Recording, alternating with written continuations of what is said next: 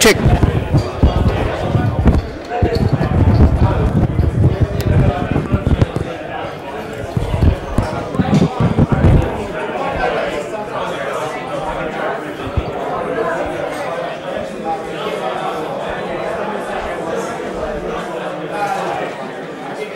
People really were just slow showing up. There's quite a few in the end. It's always like this. Is it? I think the thing about, I wonder how.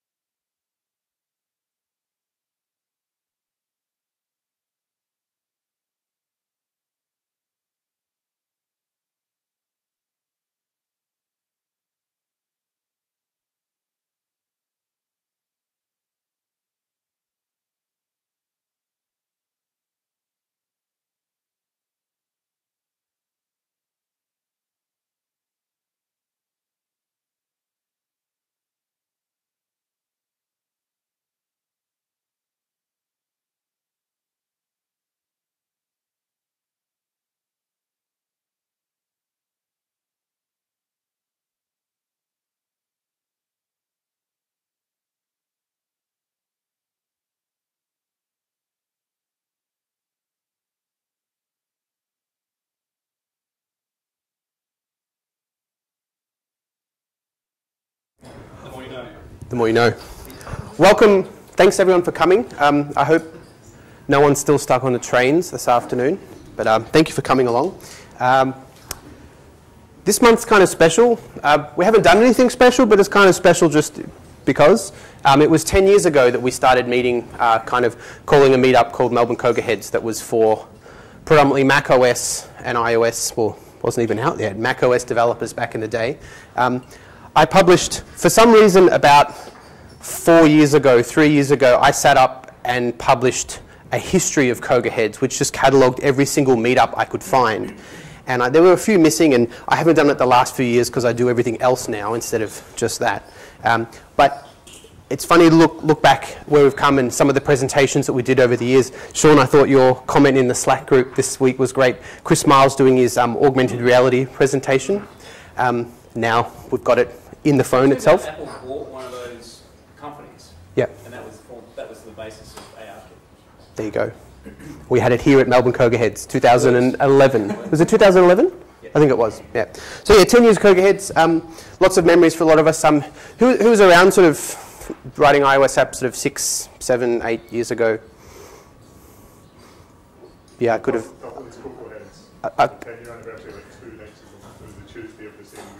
The Dublin, do you say? Yep.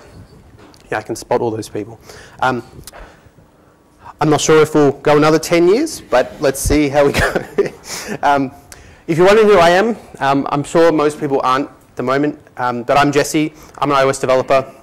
I've been around since the early days as well, on Twitter. This month is our third month with a topic. And I've been really happy with the discussion around the topics, and kind of, I think it's made the meetup group much more, like, people are attracted to the topic because I put it up weeks in advance. So this week we're all about architecture. Mark Robinson, Gene, and Matt are going to talk about various different architectures. The first one by Mark is a little bit controversial, but always a good one to start off with. And then Matt is also a bit controversial. He'll be a good one to end in the middle, end at the end. We're going to kick off about now. Pizza around 8 o'clock-ish.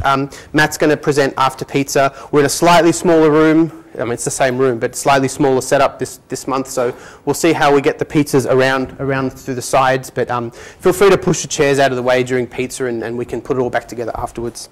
Our sponsor this month is J-Tribe.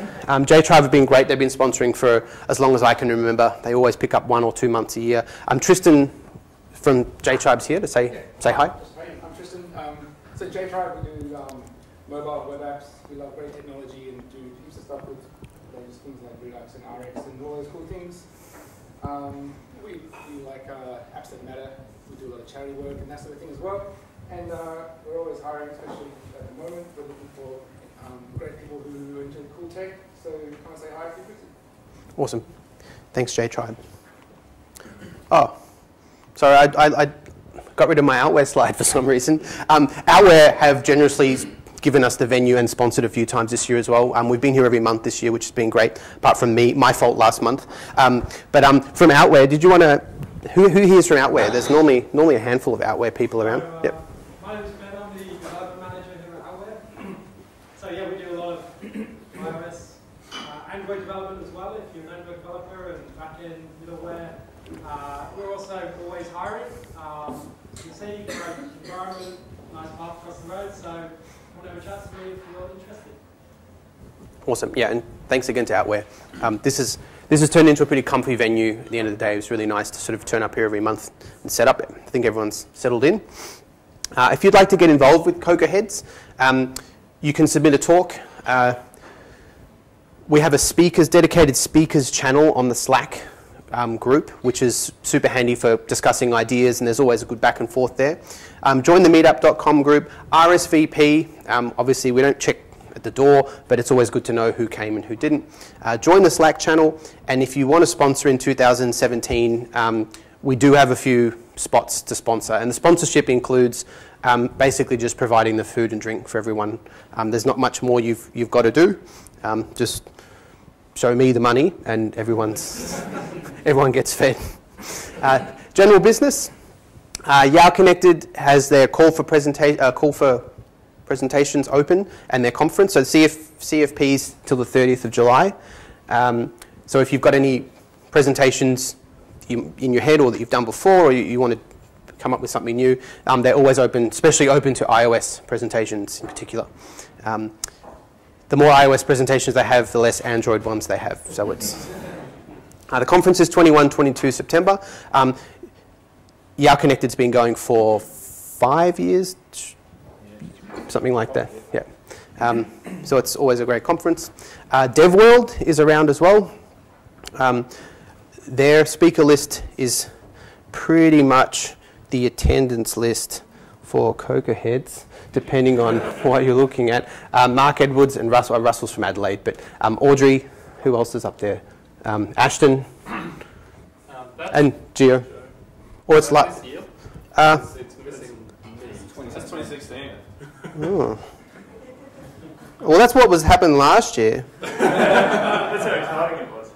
It's still Mark, it's still me, it's still Ashton. Okay, all right. Well, it's the same. All right. Oh.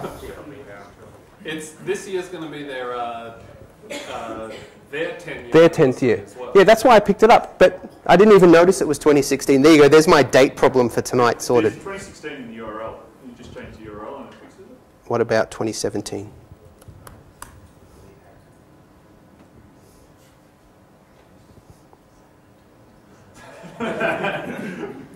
Hold on.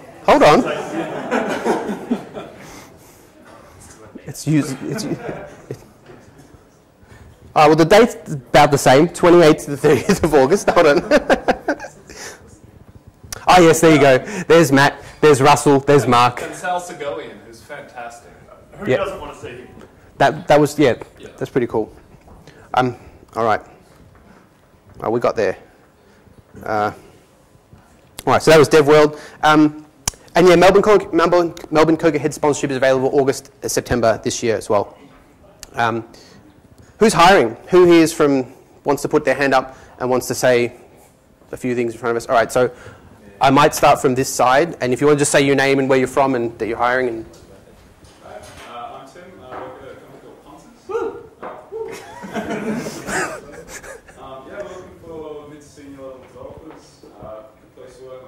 workplaces. I like working there. Pretty sure, just come chat to me afterwards if anyone's still looking for work. Awesome.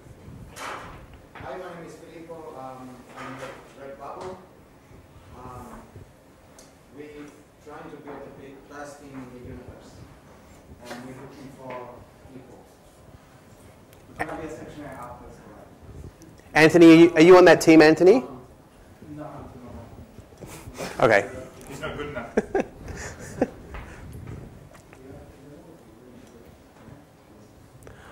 I'll keep going to the left. There was a couple of hands at the back. Yep. Hi everyone, I'm Jared. I'm working at Chart 7. Big company, very competitive salary, but small team. We actually only have 3 mobile devs on iOS and Android, looking for either iOS or Android. Obviously iOS would be ideal, it's over their heads. We're building brand new video streaming app. It's not +7 of those brand new ground up.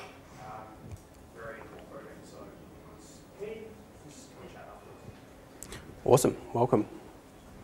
Anyone else?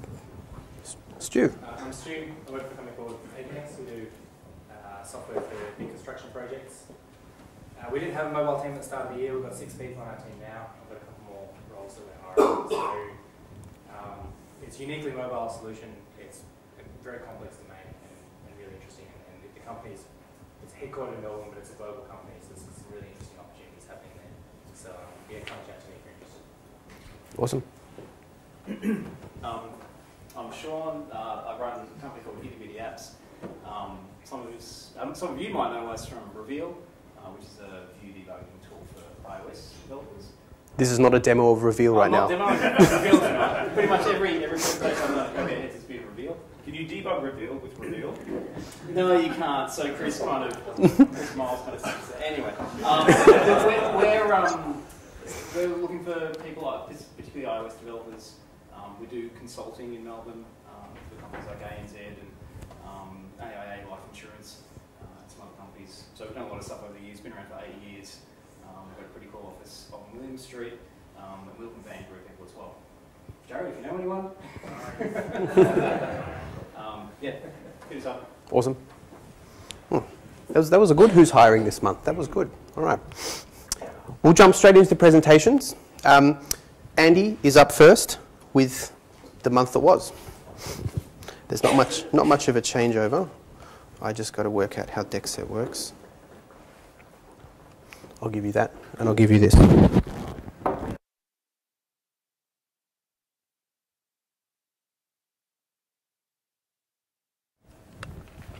Cool, so I'm Andy Hope. I'm doing the month that was. Some of you might know me from Playground, some of you might know me from Medium articles. Let's do the month that was. So biggest thing is like ARKit. Hands up if you knew this was going to blow up like it did. See, no one. Like it is crazy because I was like, yeah, AR is kind of a gimmick, VR is kind of a gimmick, and then literally it just comes out like an onslaught. Like every couple of days, something insane comes out from that made with ARKit. So we started with the table view demonstration at DubDub. Then we realized that, holy crap, tracking is insane on ARKit. So something about IKEA is going to happen. Then we all saw that tape measure demo, and that's when everyone's like, okay, this is getting pretty insane. We saw like a SpaceX rocket landing into a pool. That was cool. Yeah, we also saw like a creepy dancing doll, but the person recorded it from outside their window, which I don't get, but there's probably a kink in there somewhere. Of course, there's Minecraft in there. We've had people painting with wands. We've also just recently seen Physics Engine. So basically you have this AR kit and now playing Jenga by just like smashing the phone against fake Jenga bricks. Another one was like, hey, check out this, I'm going to do a portal. And they put a portal through it like a garage door. And someone's like, yeah, well, we can actually walk through that portal. And another person was like, yeah, you can walk through it, but then you can also turn around it. So you can AR kit, portals. And then just the other day, someone connected it with HTC Vive. So one person is zoomed in on the floor with like a little character doing some painting. And then as they walk back, the character expanded and there's a person there like with HTC Vive, like that is the character doing some painting. And then just today we seen measuring square feet with kitchens. So let's say I wanted to measure this room, I'd go and just drop points throughout the entire room. And that was just nuts. Like, it's becoming too much. Scott Forstall breaks silence after 5 years. So he did an interview with the Computer History Museum. I think it lasted for around 2 hours or an hour. You saw some great stories from the iPhone's creation, so, you know, Purple Project. They talked about the iPod wheel, how it didn't work, and thank God it didn't work. But one of the interesting things was they the keyboard sucked. So what they did was, Scott Forstall was like, screw this, we're going to pull everyone off what they're doing, and we're going to do like a keyboard hackathon. And the idea is that everyone had to submit their ideas of keyboards. The one that won out was, you have like a standard keyboard like we see today, but they use AI to predict, okay, so this, you've chosen TH, so chances are you're going to choose E next. And they made the tap region for E larger. So that was pretty cool. Scott Forstall was actually incredibly sick some time ago, back in the early 2000s or mid 2000s. Steve Jobs saved his life. He was like throwing up all this time, and Steve Jobs like got some world's best acupuncture person, and then he stopped throwing up because he was throwing up for like 2 months every day for like 5 minutes, every 5 minutes, whatever. And Scott Forstall wears the same shirt. And that was his last shirt when he was introducing, I think it was Maps. It's probably not his lucky shirt either. But yeah, Chris Lattner leaves Tesla. Was there for 6 months, and the Swift community was like, yay, but no one really tweeted yay. 6 months in, turns out it doesn't really work well with Elon Musk. I don't really know much about Elon Musk, but sure. iPad Pro, so yeah, it's pretty great, but everyone keeps talking about this buttery smooth scrolling. Has anyone seen it? Looks pretty 30 FPS to me. Well, it's a GIF. I've had the opportunity to play with one. It's pretty great, but it's scrolling. So it's kind of like Retina. We're going to not notice it. I've got one and I don't notice it anymore. The first 5 minutes, like, sweet. Yeah, so was your money well spent? I'm not sure. Did you count the megahertz? All right, iOS 11 was coming out, so we've had 3 developer releases, 3 developer beta releases, 1 public beta release. iOS 11 proves people ruin aesthetic with Control Center, because why not chuck in all the apps? And it's just another home screen.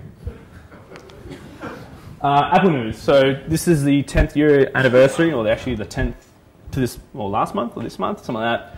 The 10th anniversary of the iPhone. Planet of the Apps bombs out pretty hard. I think someone from IBA was into that, but no. Okay, cool. Apple's bug bounty security program kind of fails because they offered up to 200 grand for zero-day exploits, but apparently on the grey market, they go for like $1 million, $2 million, or something like that each. Beats 1 turns 2. Zane Lowe and all that kind of stuff talk about it. An interesting one is Apple leaks within the Apple leaks team. So they had a security thing like, hey, this is Apple, and we need to stop the leaks. And this is super secret, and then someone from that team leaked the slides. So it leaks from the top. So on the rumor mill, this is pretty much all iPhone 8. Touch ID is baked into the display, but now they're ditching Touch ID in favor of facial scanning. May come in 4 colors, so black, white, I'm assuming gold, and then now like a mirror thing. Wireless charging may not be ready in time. ProMotion display may be potential, so all you 120 megahertz display dorks will be into that. And apparently they're in meltdown mode internally because they're probably running 3 weeks behind, is what I read this morning. Non-Apple tech news. So net neutrality is in danger for the nth time. I think today was actually a pretty big day, so we all should, I don't know, fill a form out or something. It is very important. I'm so fatigued from net neutrality. SoundCloud lays off 40% of its workforce, which is bullshit because someone advertised like Michelin star chefs for dog food within SoundCloud last year after they got like some funding from Twitter. Google Glass has started receiving software updates again. Snap Inc. Snapchat. Share has been hemorrhaging value since it IPO'd a couple months ago or a year ago. I think they're at half their IPO value now. Tesla Model 3 is now in production. Woo. Woo. Does anyone own a Tesla?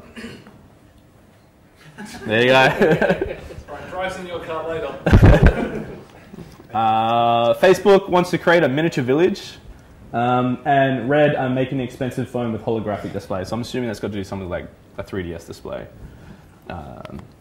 Some sad news. Wait, no. Sad news is I'm leaving Melbourne. I'm going back to Perth to sort of figure out what's next in my life. But I just want to say thank you all because you've all been so supportive and this is such a nice community. Like when I came to Melbourne 3 years ago, I never even been to Melbourne, so I jumped on a plane, moved all my shit here, and then I was like, okay, I want to join this. Because I actually came to Melbourne because of Melbourne CocoaHeads. So in Perth, there's like a meetup of 5 people. Like some of you know Tom Oliver. And I was like, yeah, that's pretty cool. Then it came to Melbourne CocoaHeads in like 2014, I think it was. And I was like, wow, this is like the coolest thing. I'm so happy I came this move. But, so I'm sad to go, but I'm hopefully want to say thank you all for being so supportive and kind to me over the years. Thank you. Some of you have asked me, like, what about Playgrounds 2018? I can't go into details right now, but it looks like it may be expanding. What I can tell you is that we're looking at the prospects of doing a Playgrounds for 2018, but it won't be within the February timeframe. So what I'm doing is I'm probably going to move it back to like November, December, just because I'm leaving. I'm unemployed right now, and so you got heaps of free time, Bill. Yeah, I'm kind of in a transition phase. I'm going to sort of just take a break. But Playgrounds, I'm hoping to happen like something in Melbourne for November, December 2018. That's that. And some happy news is it's my 30th today. So, and look, I just want to have some drinks here. I'm probably going out to some kick on after this, but yeah, let's have some drinks. Thank you so much. Thank you, man.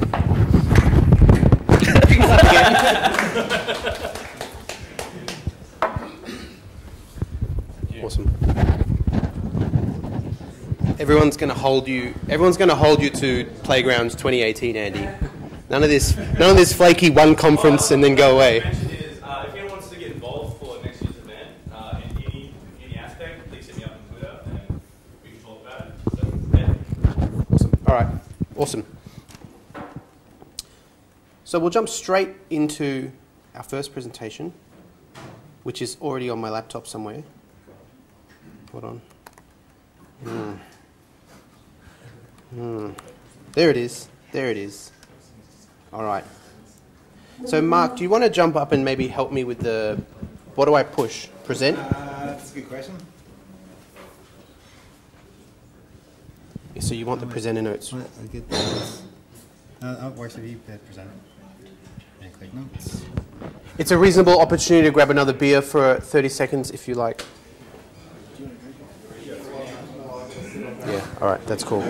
I will just add. The notes actually pop up. I will do, but I've got to just add the mirroring in. Just mute that.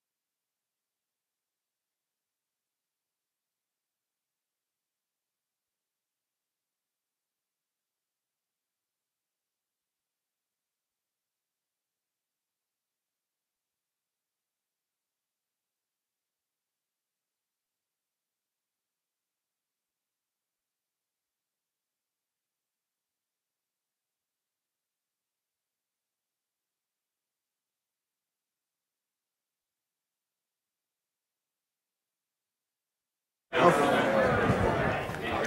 put it here, will it? Yep. Is that working? Awesome. Is it working? Okay. Are we good?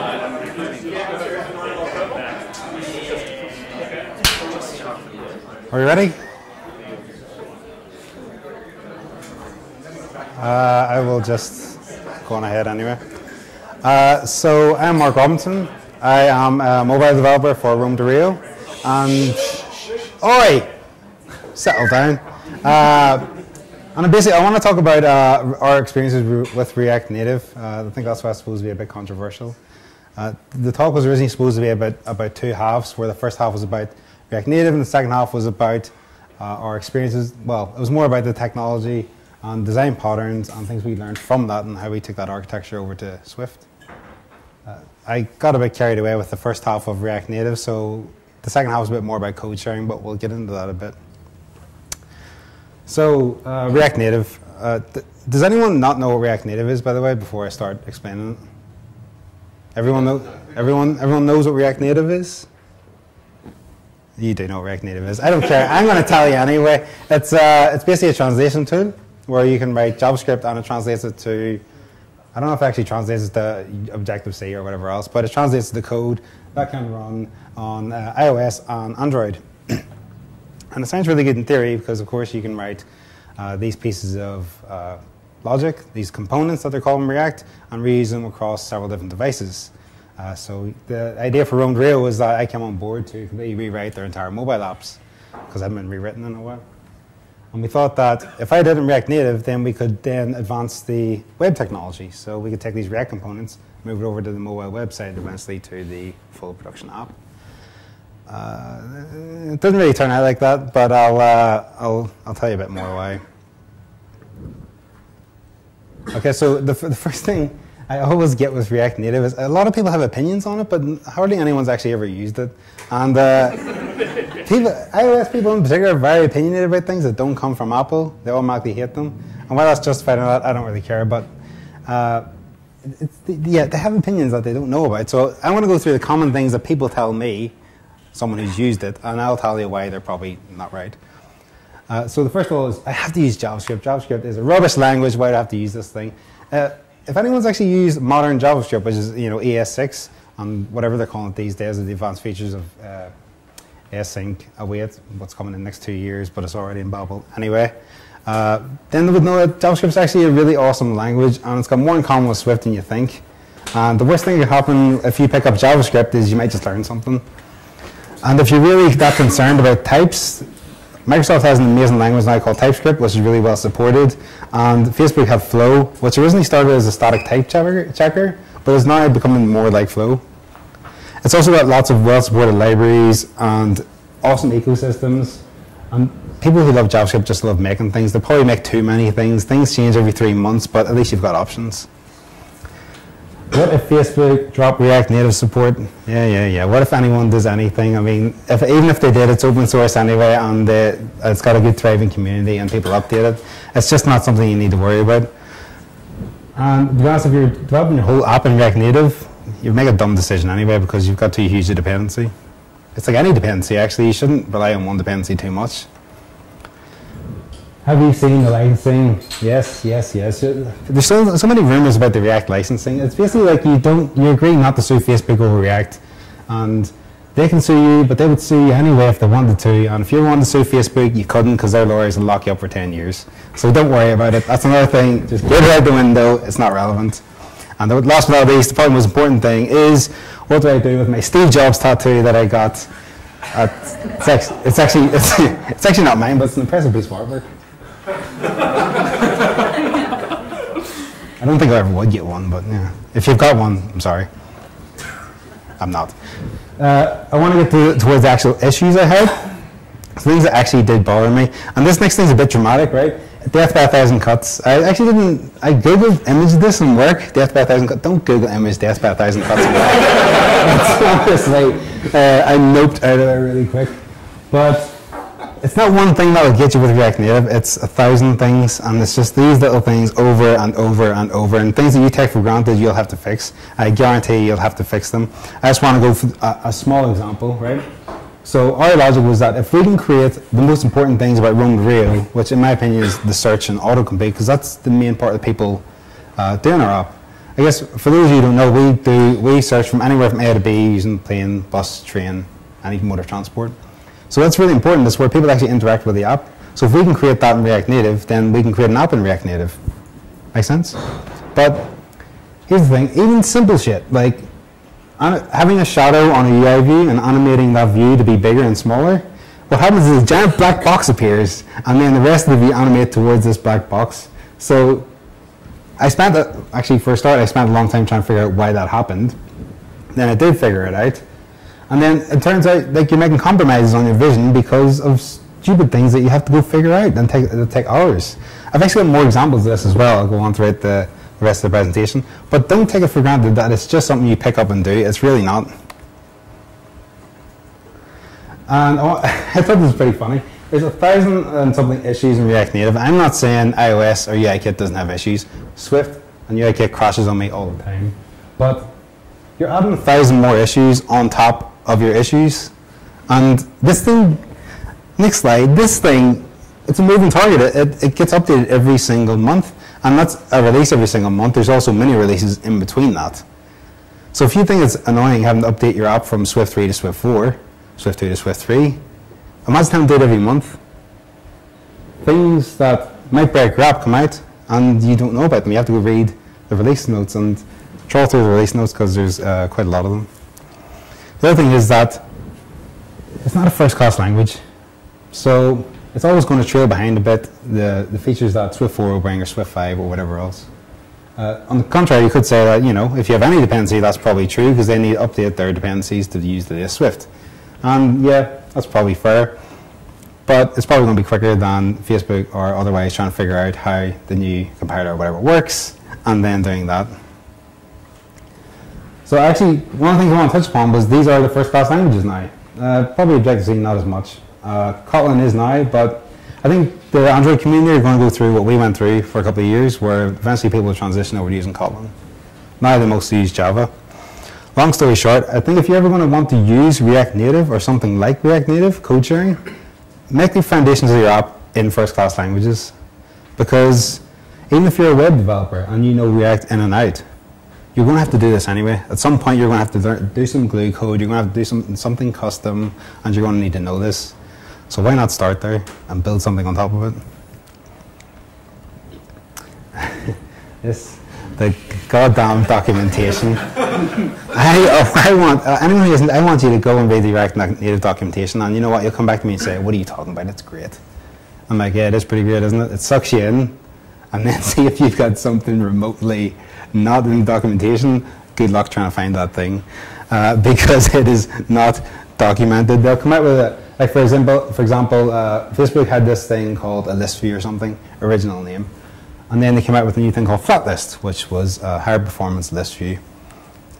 So if you went to the flat list documentation, they wouldn't... Flat list? Oh. Flat list. Yeah, I thought you said fuck this. Yeah, so Facebook came out with this new thing called fuck this, and then that was called React Native, and that's why I stopped doing it. But anyway, so they came out with this flat list. Yeah, flat list. I'm going to be paranoid about that now. And there's flags that you can set in that flat list that aren't actually documented in the documentation. And I want to show you one. So it doesn't matter why I did this. Just trust me, this is how it had to work. So I've got let's say two list views, so two UI table views or whatever. Maybe one's a scroll view, one's a table view. I don't care. Facebook, it's two flat lists. All right. So for me to make the keyboard disappear, I had to find that there was a flag called keyboard should persist tops, and then you have to give it a string. That's fine, except that took me about 2 hours to find because it's not in the flat list documentation. And then I had to trawl through the source code and issues just to find this. It's coming off as a bit of a rant, and it is. I'm just trying to tell you, like, it's not what you think it is. It's not this God-given thing. You're like, oh, this is going to be amazing. I do half as much work. No, it's not. So not only did it take me a couple hours to find this flag, but then what happens is, if I want to dismiss this keyboard, I can't just add this flag to the inner one. I have to add to the outer one as well. And can you imagine if you got, for some reason, you got 10 nested views? I don't know why you would have that, but maybe you do. Maybe that's normal. I don't know. But can you imagine having to put this goddamn flag on everything that you want to get rid of? Just get rid of a keyboard? And the thing is, maybe it doesn't make sense. Maybe I don't know if you guys do React, but like, these things are all segregated. They're all components. The architecture of React is that you've got these little components, and you've got dumb components, you've got smart components, and then those smart components talk to the Redux layer. And then, if you think you understand Redux, go to Redux on React, and you'll learn some more about Redux. It's also heavy lifting. It's not this light thing you just throw in there. You're like, yeah, I'm going to make a feature in React that native is going to be awesome. It really increases your build times, which if you've already working on a huge project may not be a big deal. It was for me because I just started the project, and now when I've got like 3 or 4 Carthage frameworks, it builds really quickly. So having this really long build time just shits me every time. Also increases your binary size by about 4 megabytes, which I don't know if that's a big deal these days, but basically the point is it's not just a little thing, it's a huge framework you're putting in your app. It's not SnapKit, it's not RX Swift, it's massive. There's a couple of strategies to handle that as well, and I'll talk a bit about it later. I call it opt-in versus all-in. The idea that you opt into using these frameworks and you only use them for pieces of your app instead of using them for your whole app. Yeah, you'll still get the build time, but maybe you won't have all the other drawbacks that I've talked about. There's a few misconceptions, the positive misconceptions that people have. And I think it reminds me of communism because because to me, communism has always, like, people tell you about communism, like, yeah, that seems like a pretty good idea. I mean, you know, there might be some problems, but it sounds pretty reasonable. By the way, if you don't know me, you'll know I don't really care about offending people that much. So if you're offended, I'm sorry. Not really. So it's like, I think it's like communism, because people have these good ideas, you think, yeah, it's going to work well in theory. But I challenge you, just like communism, find me a well-run communist country, and again, find me a well-run React Native app. You can't do it.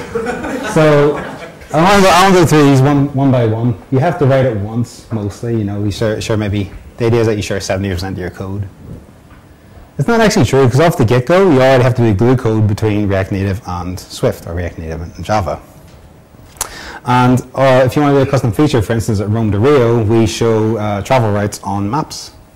So if you want to use Google Maps on Android, Apple Maps on iOS, then you have to go make that in Swift and Java. And then you have to put that into React Native. The glue code isn't that big a deal. The point is, that's not true. You want to write it in 2 or 3 languages anyway. Less bugs, because you got half as much code, right? You know, you're only doing half as much work. No, it's not less, it's just different, and they'll probably take you longer to find.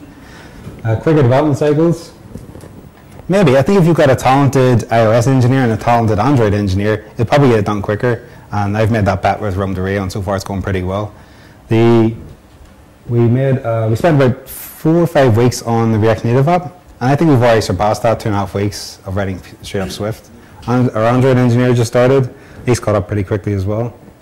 So it just goes to show you the time difference there is. People think that this is going to be quicker, and maybe if you're a web developer, maybe it is.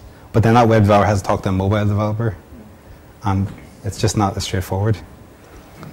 And the last one that I always get, people always say, is feature parity between platforms. You can deploy things at the same time. Isn't that great? That's not really that great. I mean, who stares at 2 phones at once other than developers trying to see if things work? No one does that. No one takes an app and compares notes, Android and iOS, with their friends. It doesn't happen. In fact, it's actually a disadvantage, because really, if you want to test things, around the Rio we get like 600,000 people to visit the website a day. We got like 100,000 people on the app. If we want to test things with apps, it's only going to go up. Apps are the future, mobile is the future. If we can test twice as many things, that's a great thing.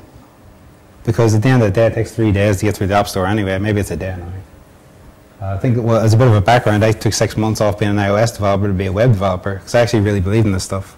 I wanted to be a React Native developer. I thought it was a feature. And maybe I'm wrong. It's not all sad, though. There is happy times. I really hope Xcode has live reloading, because it's just incredible. Like, being able to change something and hit save and instantly deploy on the screen is amazing. It saves so much time. You never have to build. And yeah, it's just, until you've used it, you won't understand. And web developers scratch their head and like, you guys are idiots. I can't believe you had to build this every time, but they don't understand how good to have it. I actually think it's incredible for prototypes. So if you've got a prototype you want to make, or a small app, or a small feature of an app, just do it in React Native. It'll get done pretty quick, reasonably quick, if you're not doing anything too fancy. The thing is, I want our apps to be incredible. I want them to be amazing. I want them to have smooth transitions. I want the animations to be amazing. I want someone to pick up the phone to show it to their friends. I can't do that with React Native. And I'm not a dummy, you know. I did 6 months of React. I did 6 months of JavaScript. So it's not as if I'm just a noob coming in trying to do things. So I want to talk a bit about, this is supposed to be about architecture, and I thought I need to get some architecture in here so around. So I want to talk about sharing code, because sharing code is important, and it probably is the future to share things. It's probably not the future to write 2 separate code bases and just hope for the best. It's probably better to write the one. I mean, Google Inbox, they use a thing called Java to Objective-C to share 70% of the code between the Android and iOS Inbox app. And I love the Google apps on iPhone. I know people don't like them because I think they're doing material design. Well, they are doing material design in iOS, but I love it. I think it's really nice. I think they did a really good job, and it's really high performance. The problem with Run Real was that turned out we didn't actually have to share that much code. A lot of our heavy lifting is done on the back end. So it turns out a lot of our code, and my dream to make the apps incredible, is actually mostly UI code. It's mostly doing animations. It's mostly just making it look nice. And there's not that much. Yeah, you have to do some things to manage the view state and things like that, but it's not a lot. Basically, what I'm saying is, like, I want to show you this isn't all the lines of code I've written, because I only started this project 2 weeks ago to do the actual native. The view there is 553 lines. That's the views. The view models are 209. This code we'd have to write anyway. It's just there. It just has to be done regardless of if I'm listening to React Native, JavaScript, or just listening to the back end. It has to be done. The view is the biggest one because that's where I spend most of the time to actually make it look nice. Like I said, it has to be done. It's just React Native wouldn't have helped us. Maybe it'll help you. Maybe you've got a huge amount of code you need to share, and maybe you should use it. I found the best way for people to share code is actually through people. I honestly think one of the things we did, I used to work for JTribe, one of the incredible things we did there, one of the incredible things we're going to do at Round Rio, is that before myself and another guy, Angus, arrived, he was the Android engineer, the teams didn't really talk together. And then when we got together, we became good friends. The teams worked really closely. We started using RxSwift, RxJava, so we speak the same language. We started using the same design pattern. We started using Redux, so we can speak the same language. And I think the future of cross-developing apps is not only code sharing, but it's also working together, speaking the same language. You know, when you've got a problem in RxSwift, your RxJava friend can help you out. I know it maybe used to be about us versus them or whatever it was, but I always thought it was better if we were together. So to actually talk a bit about code sharing, I think it's better to be opt-in rather than all-in. There's things like Xamarin that they're all in. React Native is more opt-in, that you can make single features in just React Native. And like I said before, I think if you have your foundations in the first-class languages and do some opt-in features, you can always go back and dump that out and then remake it in native if the time comes. Maybe those 4 things I said at the start are true. Maybe you should be worried about Facebook dropping it. It's not as if they've ever dropped anything before. They have. If anyone ever used Parse, is that the back end? Yeah, they dropped that pretty quick after buying them for 200 million. 320. 320 million? 320. Yeah, dumbasses. So yeah, one of the things that maybe this is one of our ticket booking screens. This is actually a mobile web. But maybe something like this we could do in React Native that will share across platforms. The UX doesn't change that much. The buttons don't look that different. Maybe it could be. But then maybe I could just put it in a web view and then write it later in native. So I don't know. I think if anyone ever does want to do code sharing, I think you have to have a hard segregation. I think this is the way Google do it. And that's why the Inbox app is so good in both platforms. That if you make everything as a hard line, UI related on the first class languages on the native apps, and then your domain layer, I don't care what it's in. It could be J to Objective-C is the top one, JavaScript, React Native is the bottom one. Like, I think that could work. That could actually work. Like, because the people feel the performance of native, and you get to do the code sharing. I'm not saying it's all bad. I'm just saying these are my experiences, and ultimately you have to try for yourself and have your own opinion, because I could be wrong. Maybe I'm right now and it could be wrong in 6 months. I don't know. I think you have to try it, and all I can tell you is how we did it. Any questions? Oh, wait, whoops. So with like, I've heard like a good argument, like a pro argument for React Native is that you can like share UI code between the two platforms like Android and iOS. That's not even true. No. No. Because, yeah, technically speaking, you could, but then it would look like shit in both platforms. If you wanted it to look good in both platforms, looking like iOS in one, looking like Android in the other, you have to rewrite the views anyway. Oh, that answers my question then. In fact, what you actually do in React world, if you use, you don't have to use Redux, but a lot of those guys do, is you have a smart component and a dumb component. Yeah. So your smart component basically is a view model that says, here's this big, huge state, you care about 3 things, display these 3 things. So you can use the smart component on both platforms and the dumb component, which is just the view gets changed. Yeah. But like I showed you before, like if you want to do an app with like heavy animation lifting, I don't know if it's a good thing to do. I think it's probably better in native.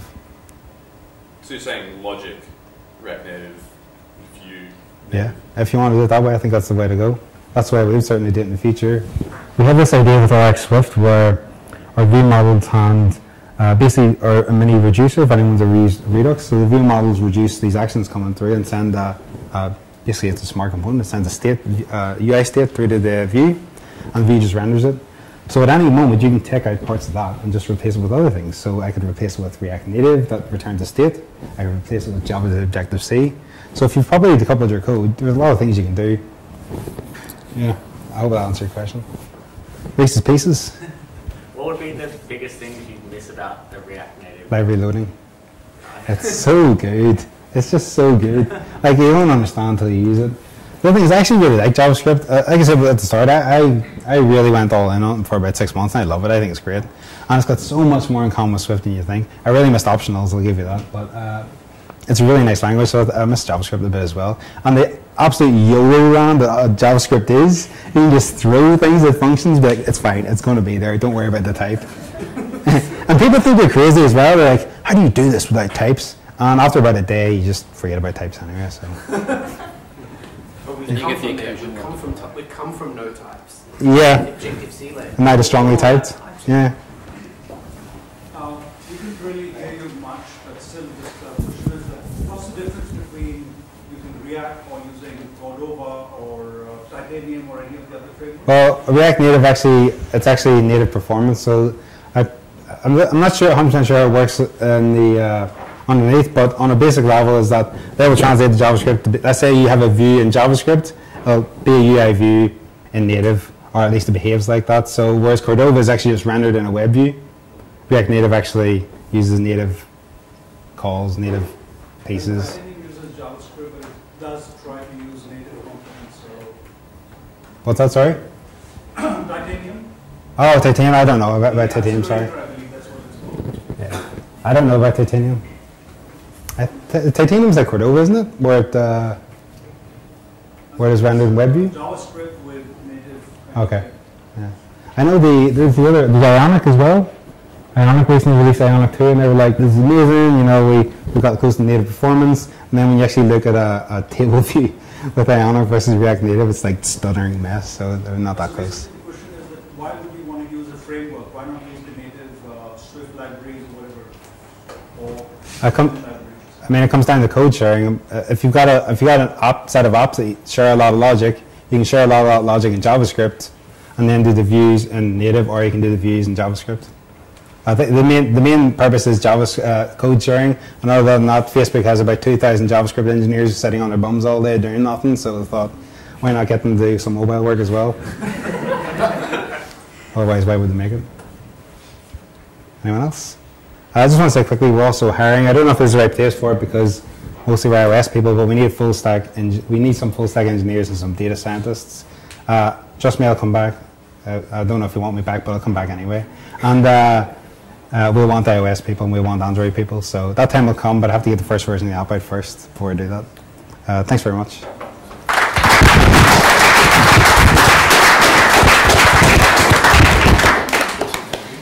Thank you very much. That was great. I think the conclusion was what we were already thinking, right? It's communism. It's communism. That's what I got. It's Soviet.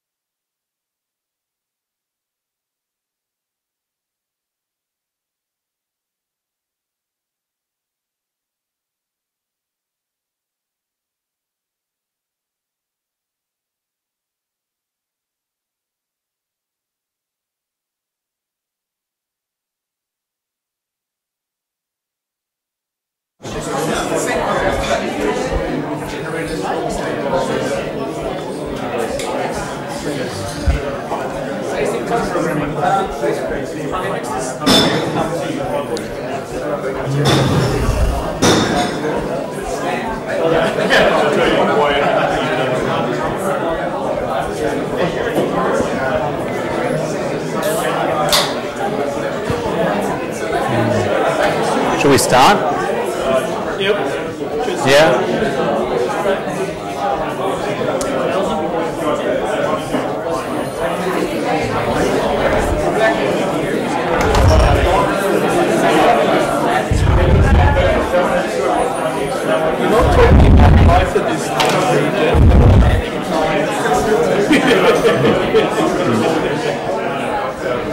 All right, let's start.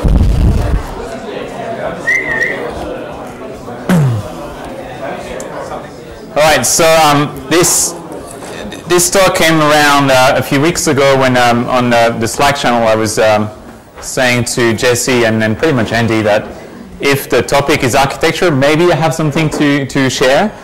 And it was very non-committal. It was pretty much I said on the Slack, like, oh, I could show you what are my thoughts about architecture these days. And that's what Jesse used as a title on the meetup page. So it sounds very arrogant because it says the title of my talk is My Thoughts on Architecture, as if I'm an expert. It's just my homemade, handcrafted architecture that may not be relevant to you. So I'm sorry if I'm wasting 20 minutes of your time.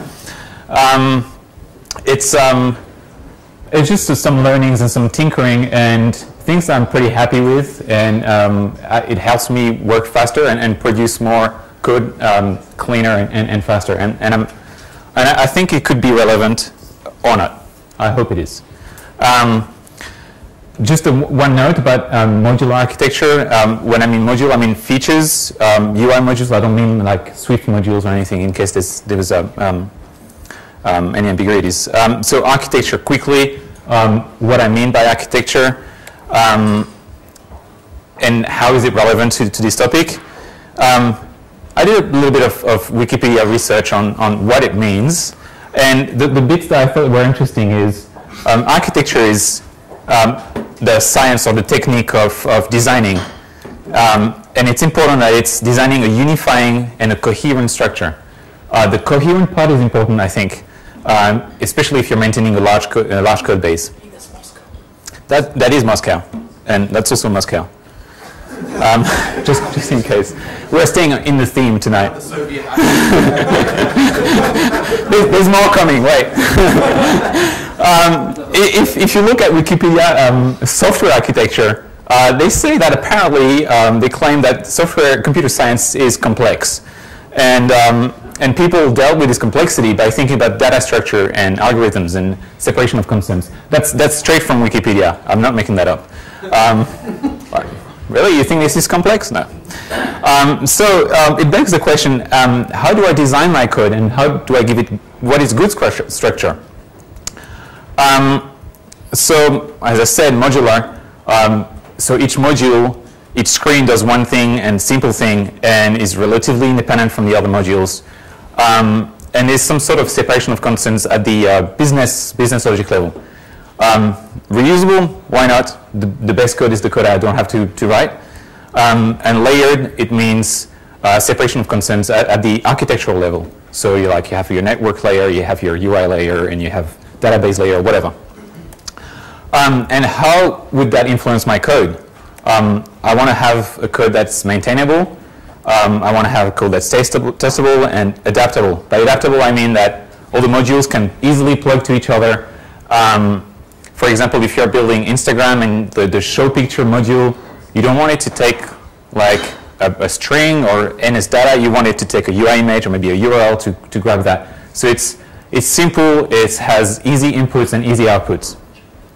And independent, I mean that in the meaning of the clean architecture, so independent from other third-party dependencies or database choices and stuff like that. So we're talking about architectural frameworks or styles or patterns. I think it kind of all means the same thing. And architecture and in art, we have movements such as post-constructivism, which is an avant-garde style from the early to mid-30s, in case you were wondering. I wasn't, but I looked it up. Postmodernism is a reaction to modernism. It's from the mid to the late 20th century. We have also post-rock, which can be described as an experimentation or an evolution on rock.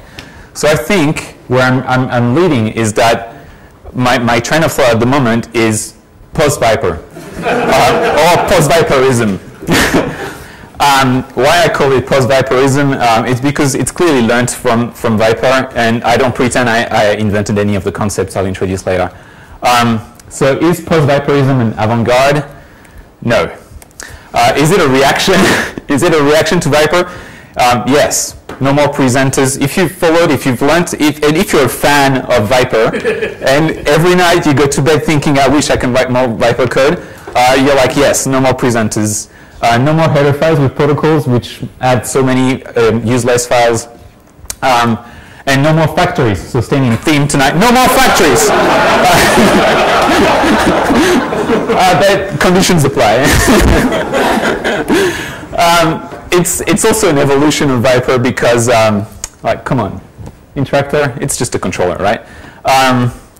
The router can be used as a mini factory. I'll explain that a bit more later when I show you some code.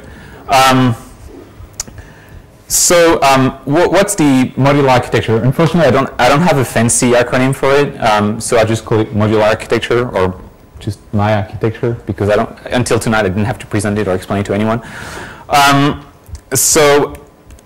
It has a minimal amount of boilerplate because I'm building another level of abstraction on top of the existing tools, on top of UIKit. So I have to add a bit of boilerplate, but I try to keep it as little as possible. Optimal cleanliness, that is completely arbitrary. That's my metric. But what I mean by that is I'm not going full Viper with like so many files and so many layers and stuff. But I try to find a good compromise between giving a good structure, a coherent structure, and not going full Viper. And I almost didn't put that on the slide. Interoperable or extensible, it's just big words to say that you don't have to follow that every time. It just plugs with UIKit and with your existing code very simply. So what's a module? You guessed it, there's a view, there's a controller, and there's a router. The interesting bit is the router, and I'll try to explain a little bit more what's my take on that. The rest, it's probably what you already do and imagine of a good architecture, so there's just common sense. The view is a UI view control subclass. It's trying to be as dumb as possible. There's no logic unless it's for presentation. And one thing that's important is it's not accessing anything, it's not asking anything. What I mean by that, it's passive. And when I'll show you some code, I'll try to point to that. It's merely forwarding user inputs. So because the UIView controller subclass receives a lot of things, it has to be there because we're dealing with UIKit. But it passes that to the controller, and the controller decides what to do with it. The controller should be PSO, plain Swift object. Its business logic is a kind of semi-vague definition here. It kind of, you apply the definition you want. In my case, the sample app that I'm going to show you some code of, the actual core logic of the app, it's a very stupid, simple app, but the core logic is extracted in a different framework altogether. So business logic for me, in that case, means just like random housekeeping that is not purely dealing with the view. So, and you can apply whatever definition you want. The router is in charge of entry points and exit points of a module, and is the one that instantiates the next module. That's probably a little bit abstract, and I'm going to try to explain that with diagrams and code. So diagrams. Should designers code? Maybe. Should coders design? Probably not. I realized that when you're trying to make diagrams with the tools that are not made to make diagrams, you end up with that. Imagine you have one module, and you're presenting that one currently on screen, and the user does something, touches the screen. So your UI view controller, which is the view in this architecture, receives the input, and what does it do? It passes it straight away to the controller. The controller decides to compute something, and maybe change the view back, talks to the view, say, oh yeah, update this label, whatever. And if you're touching the button to go to another module, the controller doesn't know about navigation logic, so it just basically calls the router and say, hey, can you just present the next module, the mountain module, whatever. So this router will use the next module's router as a factory to create this entire thing. And it returns just a UI view controller. So from this point of view, all you see the next module is a UI view controller. So you can't try to hook up and understand what the mountain module does. You just have routers talking to each other. So that's the bit that I find interesting in this approach, is that this module doesn't know anything about this one, and they can't really talk to each other unless you really want to. But by default, it all goes through the router. Quickly, another beautiful diagram about ownership. So you have the window or UI kit having a strong reference to your view, which has a strong reference to your controller, which has a strong reference to your router, and all the way back it's weak references. So it means that if the view is not presented on screen and UI kit decides to deallocate it, everything goes with it. So you don't have to think about how you de-init things. It's just the way it's set up works pretty simply. So I'm going to show you a bit of code, and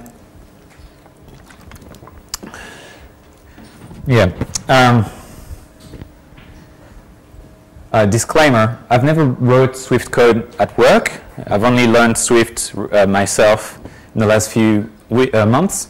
So what you see on the screen, if it makes your hair stand on your head, just come talk to me after and maybe I can learn something. And it's also code for a sample app that maybe I'll never publish, so no big deal. I think in terms of time, I wanted to show how to create an entire new module from scratch. It may take a bit of too much time, so I'm just going to show you the code. I'm going to go to a commit where I actually did that, and I'm going to make a smaller module, and hopefully I'll try to demo all the things that I thought were interesting.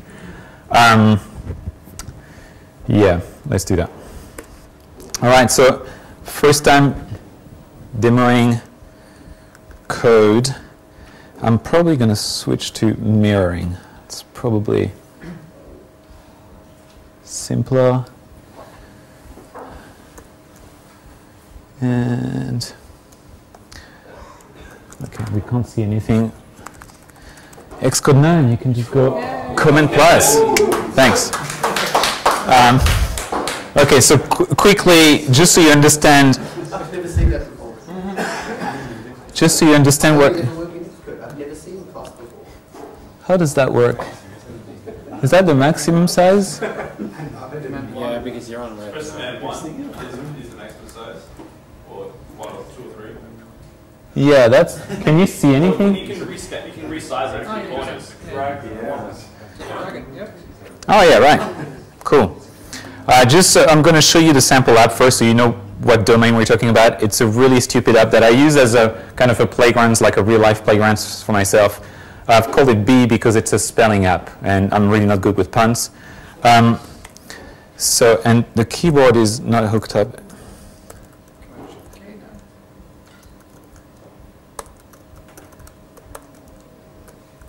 Okay, no keyboard, right? So it's an app. I thought about this app a while ago when I was on the phone with Vodafone, and they asked me to spell my first name, and I was like, J, like what? Like what? And I thought that would be great if there is an alphabet like the International Radio Telephony alphabet that can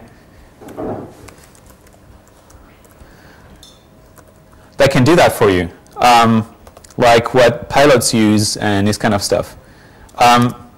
So it's an app that if one day you need to spell out and you want to sound fancy, yeah, I'm at CocoaHeads with C like Charlie and O like Oscar and C like Charlie and O like Oscar. It's a bit repetitive. And you can choose maybe the US financial one is like just first name, so it sounds a bit less aggressive maybe. And that's about it. That's a simple app that I'll probably never publish. You should release this. Yeah, that's awesome. Really? There's a market?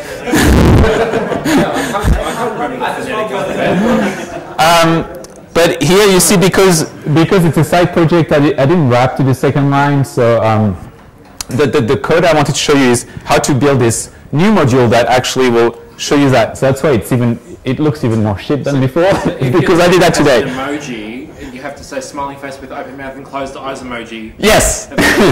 But you probably don't have that character in your name. I might. I don't know. Well, maybe you want to talk to your parents.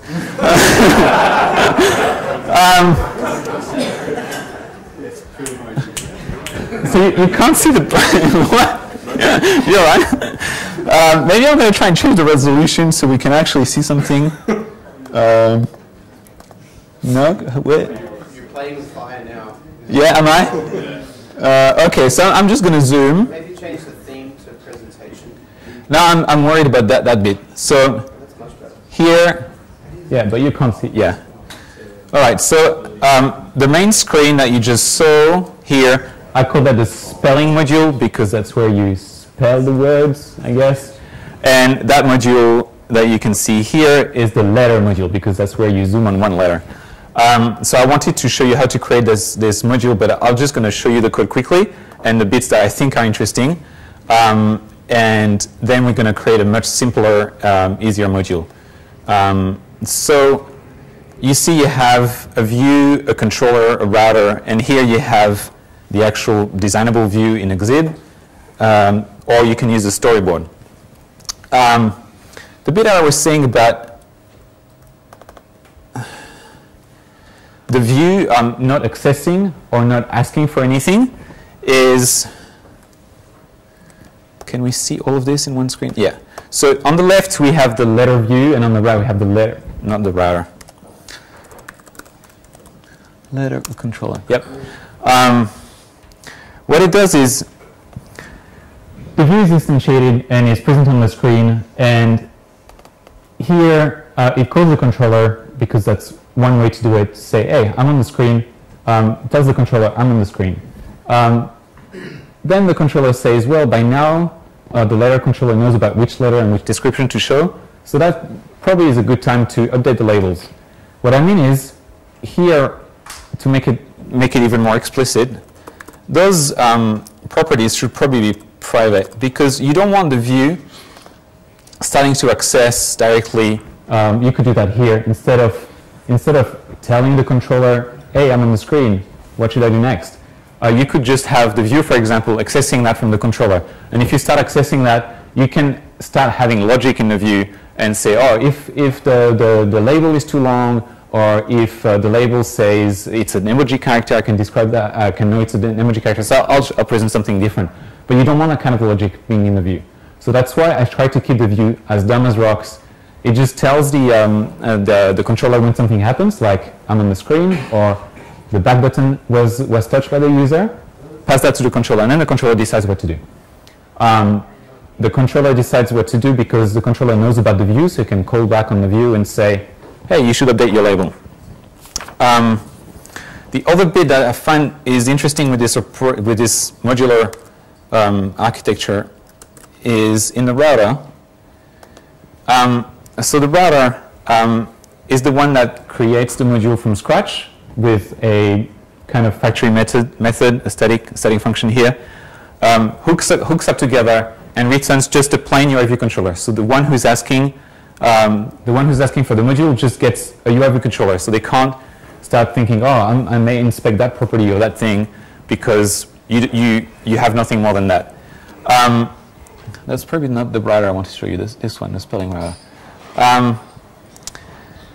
The other aspect of it is, so when you're on the main screen, the spelling screen in a demo app, when you tap on the letter, the view tells the controller, hey, so someone tapped on that letter, and then the controller says to the router, could you show that letter?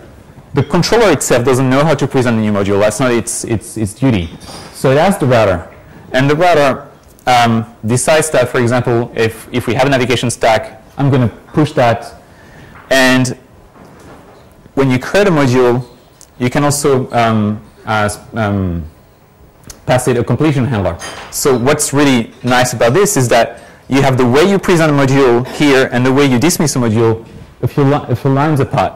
Instead of having, when you present something modally and then you have to have in your new screen, when you hit dismiss, this screen needs to either call the other one or something like this. Here, in just the same line, if I want to change, for example, to not be in the navigation stack, I could just say, let's present, I have the view here, and I say I'm going to present this view controller. So it's called letter, module, animated, yes, and no completion block. And in the completion handler of the same module, I just get the letter view, and I just say dismiss.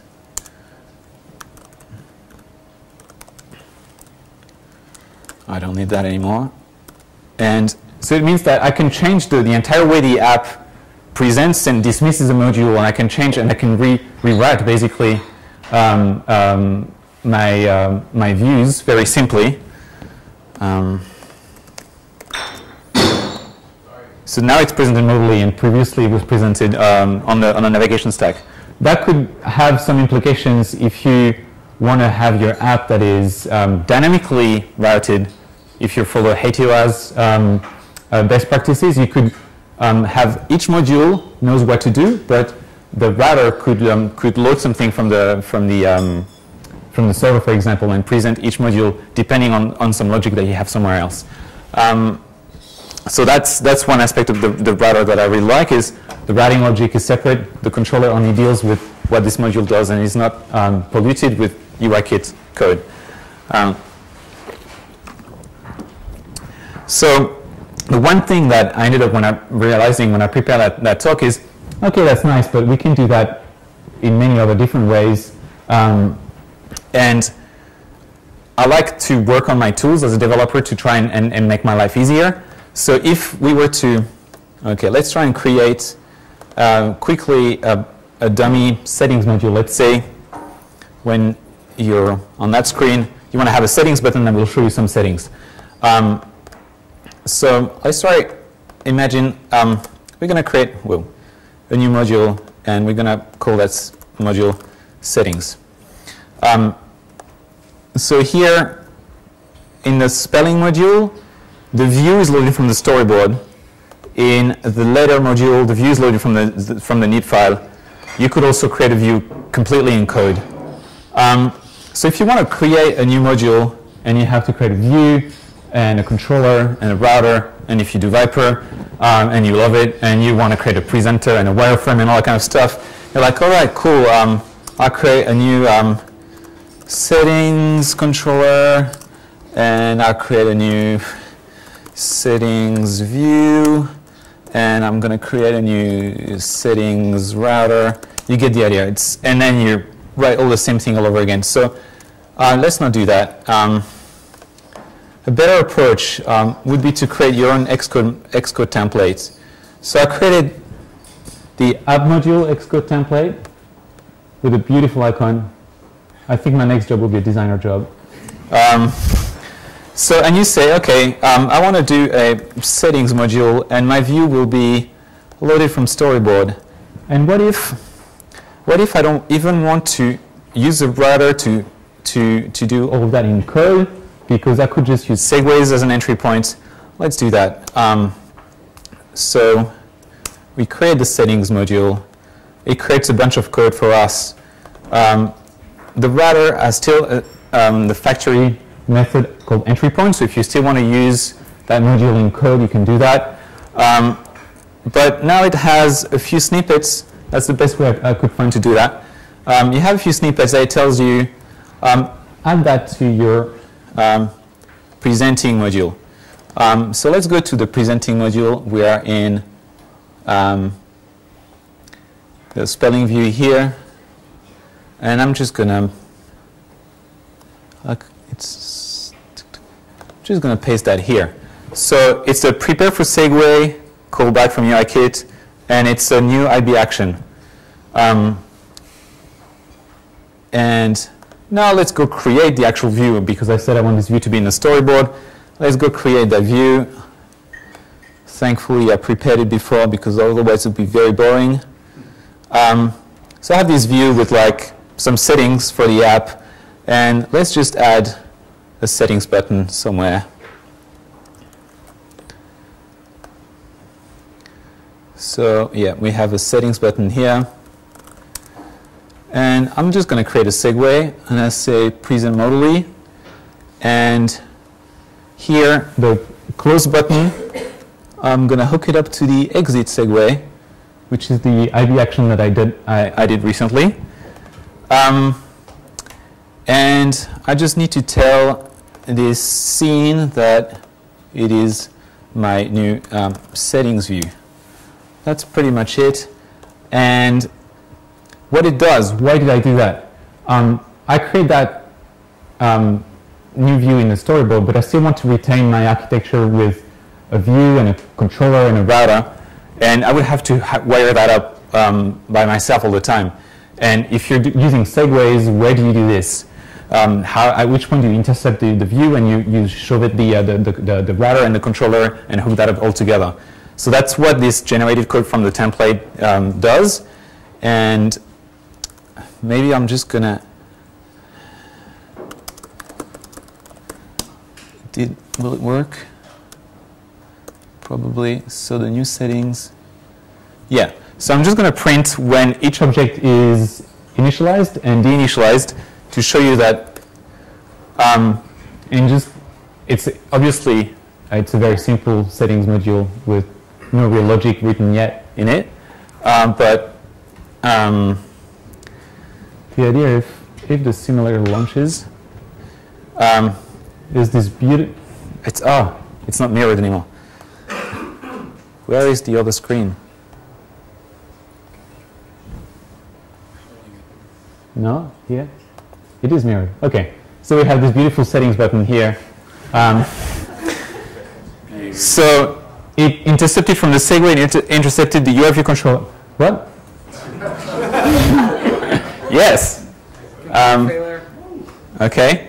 So trust me, it initializes everything, and when you go back, you close the thing, deinitialize everything. So there's still a few more slides after that. What's going on with this? I don't know. Press OK. How do I push OK? Apple remote app. No, that's not it. Hold on. All right. All right, try again. So apparently this is the communist revolution tonight. There's no more factories. Shit, not that one. This one. Yes, sweet, back on. All right, so here you can see I've initialized all the layers of my architecture and then deinitialized them. So it means it kind of blends in with UIKit. That's the point I'm trying to reach. All right, back to the slides. All right, debrief. I saw that a while ago, and I don't think it was related to Viper. I think someone mentioned it on an article about Viper, that from spaghetti code we went into lasagna-oriented code, and some people say even ravioli architecture, but that's microservices. It's not really relevant to us. And I think this architecture that I've been nursing at home kind of is the bento box architecture, because everything is neatly organized in its own little package, and it's kind of modular. You can swap them around. And obviously, we're talking about architecture. I couldn't miss that one. So maybe one day I'll feel a bit more like that guy. Like I'm really in charge of everything, and I understand what code I'm writing. But so far, not so much. So what have we learned today? Architecture is about a coherent structure. Routers are cool. Xcode templates are really good. So the code exercise that I want to show you is to show you that also the Xcode templates can help you generate more than just one file and are really useful if you want to have something a bit more involved and a bit more detailed. I didn't have time to talk about frameworks, but that's not really a big loss. Yes, Viper and the Matrix. And I didn't even mention the Massive View controller. That's great. I'm Jean-Etienne. You can pronounce it Jet. If you have struggles. I'm at Jean-Etienne on the board in the Octopus. And if you want to see the sample app, in case you really want to, learn how to spell with the International Radio Telephony Alphabet, the actual framework that does that is also on GitHub, and the Xcode template that I showed you is also on GitHub as of 2 hours ago. And yeah, happy birthday, Andy. No questions, pizza time. So the pizza's here. We're going to distribute, the guys are going to distribute a couple of pizzas around the edges and around the side here. There are 3 gluten-free pizzas. I don't know if they're marked accordingly. But I paid for them. So buyer beware. I tried. We'll come back at like 8:30ish. It's like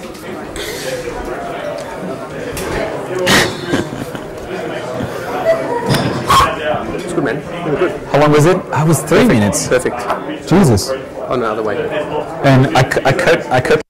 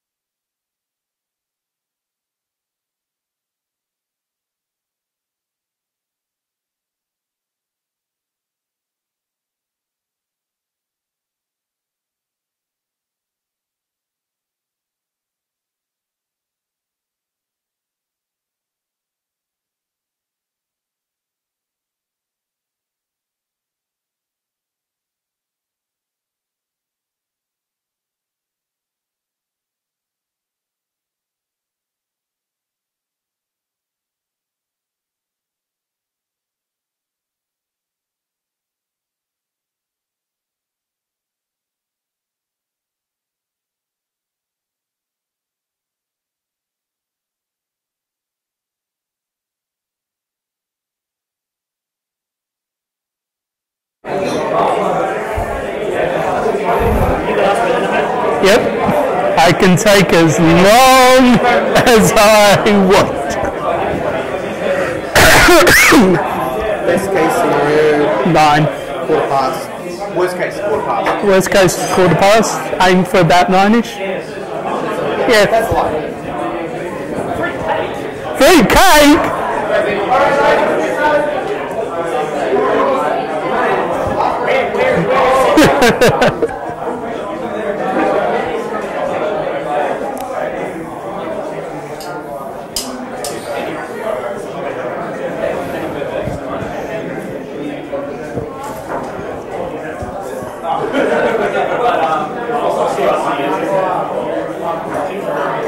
Thanks so much.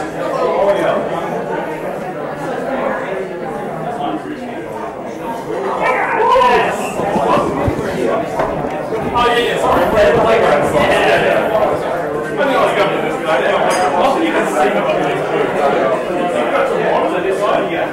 The cake is a lie. Yep.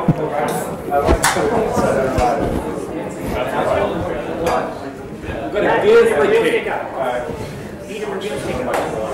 Give the cake. Get the cake next week. What? The reveal sticker? I use Xcode debugger. I don't use reveal. Oh, damn. Flex. Say something to that. He uses the Xcode view debugger. Ew. Why? It works, and I don't have to pay for it. You do. You pay blood, sweat, and tears. Jesus. Yeah. Good. Have to pay for reveal. Let's do this thing. Okay. Talk's discredited already.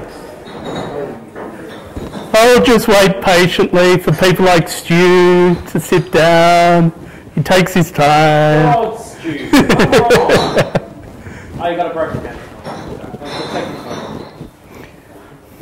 Okay, so I'll start off with a funny story. Where is the cake?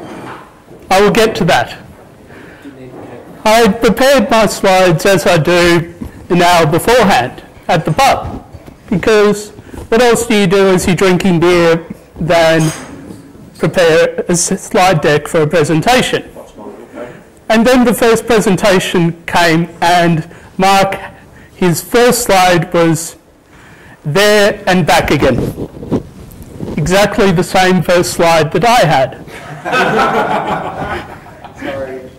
No, don't be sorry, it's okay. So then I sort of went, well, maybe I could do something like a very un-Hobbit first slide or something like that. And then it's like, nah. So, free cake. The cake is a lie. The cake, unfortunately, is a lie. Ooh, get off. Why did the cake get sent to prison anyway? The cake got sent to prison? Yeah, sorry, lost me. It's fake news. There will be plenty of pink, and there will be Pinkie Pie and other ponies, because ponies are awesome and friendship is magic. But I'm not here to talk about friendship. I'm here to talk about architecture, and I'm actually here to present this idea called routers. Unfortunately, Jet also came along and, without actually talking to me, went, hey! It's you didn't talk to me. Well, we never talk. What we should do is we should have beer and we go, hey, I'm presenting this thing. It's like, yeah, well, I'm presenting this thing as well. And it's like, problem solved, here's another beer. But Also possible that probably Ben there didn't vet the presentations very well. well, Ben and I aren't on talking terms. But that's actually a related story, because it all has to do with routers. This is truth, unlike the cake. The next slide is pink.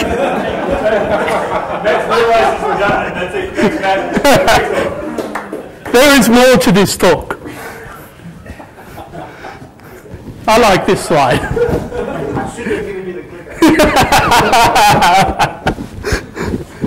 So I'm talking about architecture and I am talking about routers.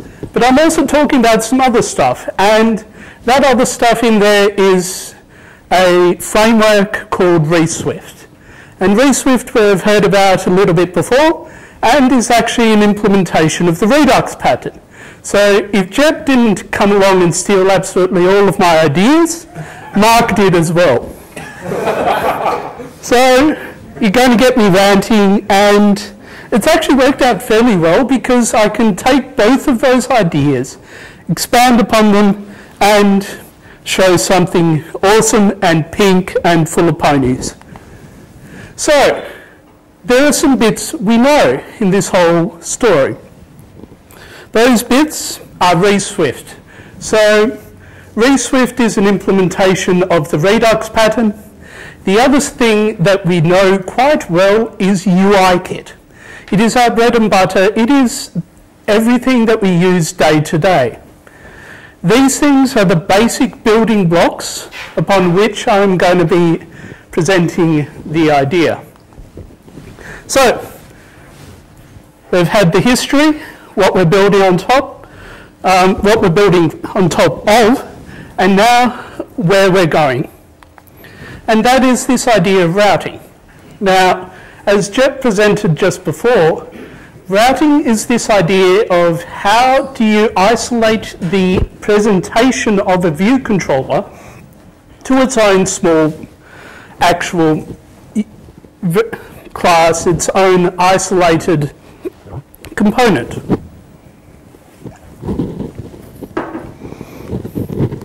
So before we do that, and before I get to how routers fit into this picture, let's take a look at what ReSwift is.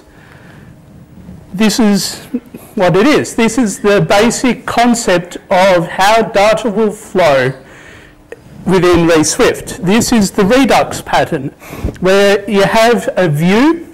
This view will send an action. That action gets sent to the store. The store will then send that action along with the state through a series of reducers. That will in turn produce a new state. This new state is then passed back to the view. The view goes, hey, I've got a new state now. I can go and update my appearance. That's all fairly straightforward. Every time you need to make a change to the view, you send an action, updates the state, and we're all good. UIKit. We all know and love UIKit.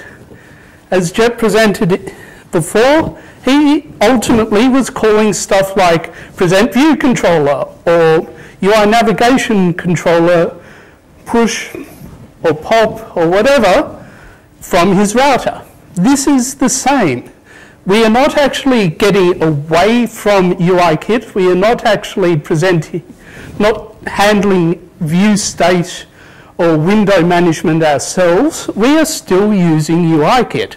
And that is something very powerful and very fundamental because it ends up being the same basic blocks we have in our apps already. We're just extracting them out and going, well, in response to a new state, we can now perform an action such as present view controller. That's pretty cool and awesome.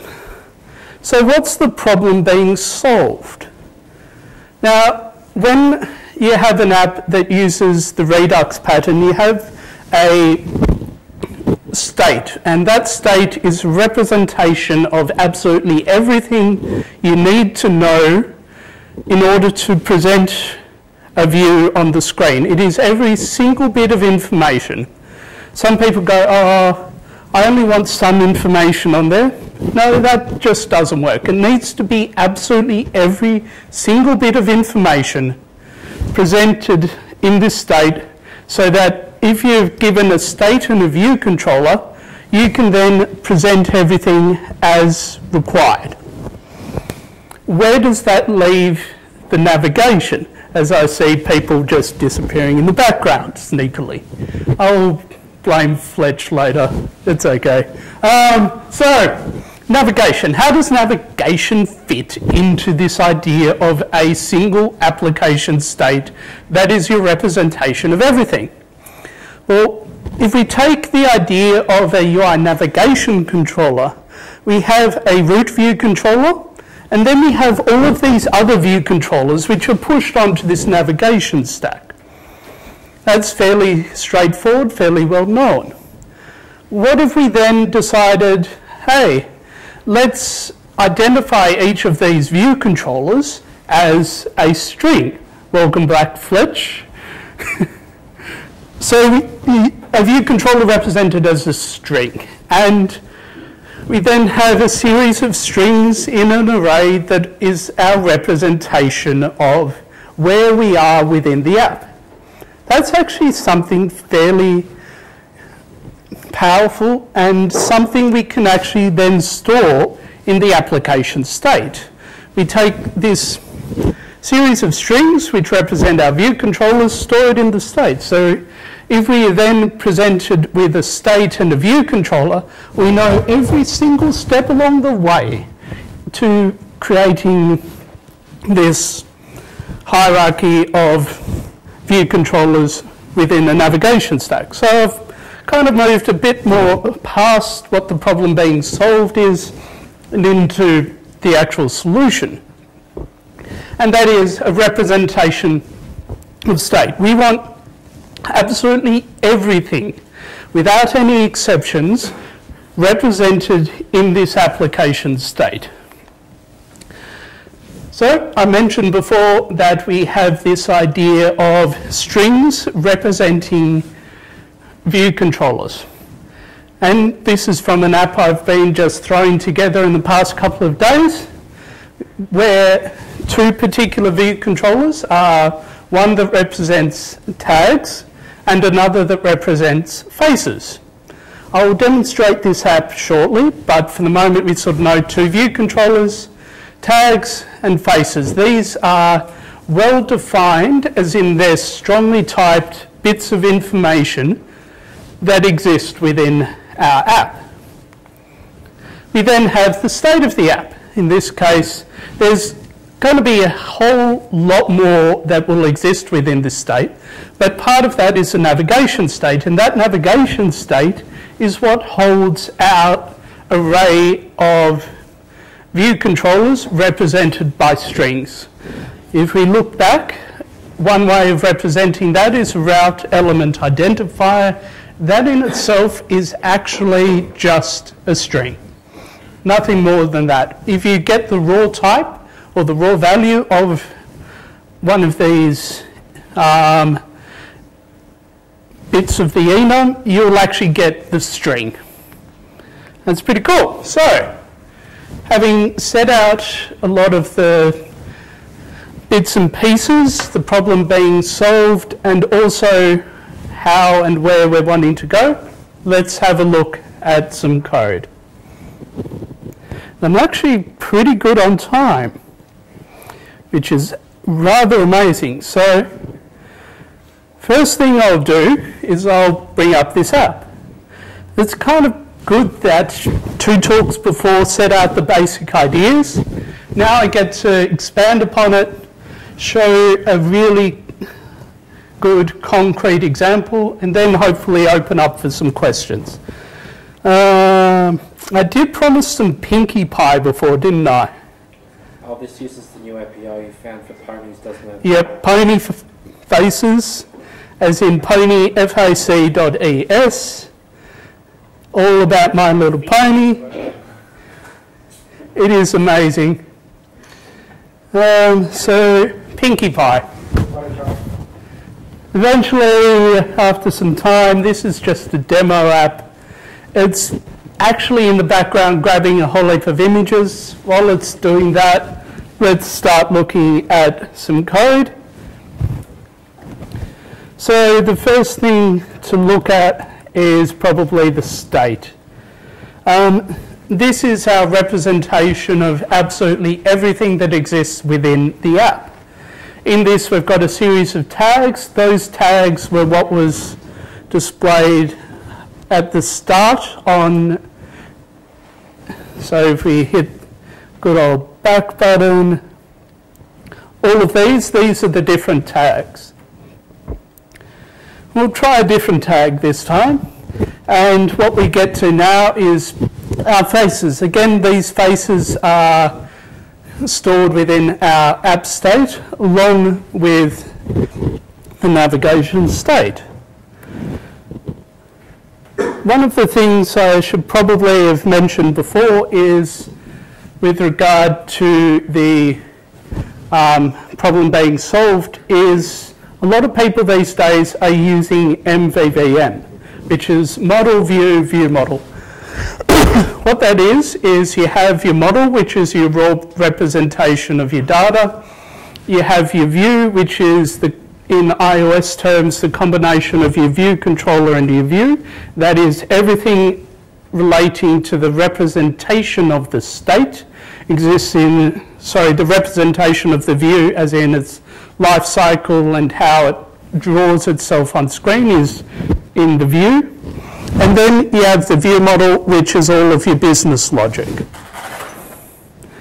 So to sort of demonstrate, and with MVVM, we know that the view model going through to the view model going through to the model is well defined. That is, the view model often has a reference to the model. The view controller through to the view model is well defined, as in the view controller holds a reference to the view model.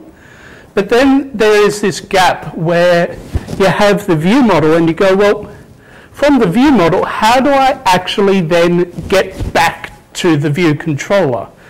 In Jet's example, there was a lot of use of callbacks and probably delegates. That is one approach.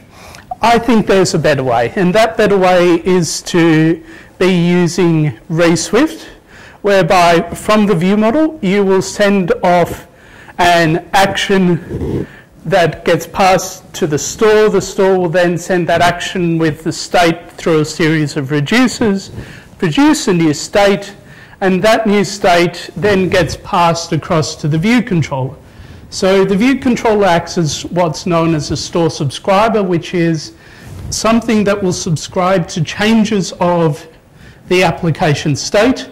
And because it then constantly receives updates to the state, it will get every bit of information that it needs. So let's have a look and say tags view controller. For some reason I'm not getting images through, which is a pity because ponies are awesome. We'll try duck face. Let's bigginate. Here we have the view controller for the tags. It is a table view subclass, and it is pretty much just only responsible for doing a few minor bits and pieces, nothing extravagant like network calls or anything like that. In it, we have a reference to the store, a reference to the view model, and a reference to the data source. Now, one of the things that is really good, and you probably all should adopt whatever architecture you use, is the fact that the data source does not need to be your view controller. It can be its own separate object or value type. Unfortunately, because of the need for NS object, it has to be an object. Hopefully, we'll move away from that. So you've got the initialization in here, and this bit here, the extension on store subscriber, is what handles the receiving of the new state and the updating of itself. So we check, are there any more tags? Yes, there are. We will then set the tags on our data source and go about reloading the view. Another thing that is good to adopt, and Ben pointed out recently, is that often people will put all of the configuring of a view into the cell for item or cell for row at index path. All that should do is actually returning a correct instance of whatever type your cell is. When you want to do the configuring, you put it in the will display. So that's what we're doing here, and obviously it did select as well. So the did select, which is when we tap on a cell, it will then call something within the view model. So within the view model, just jump to the definition, we have this bit of logic here. So in order to navigate from A to B, we dispatch an action. That is the same as anything else we're doing in this app. We're going, hey, go about retrieving yourself, fetching us, like go about performing something is done by an action. Action gets passed to the store. The store will then send it through a series of reducers. The reducers will create a new state and everything gets updated. So how does the view controller, well, sorry, how do we know that the router, how do we actually have something that subscribes to the state and updates the which view controller we're on? In that particular case, we need this idea of a router. And that's what we're defining here. We've got this very small class, in this case called an app coordinator.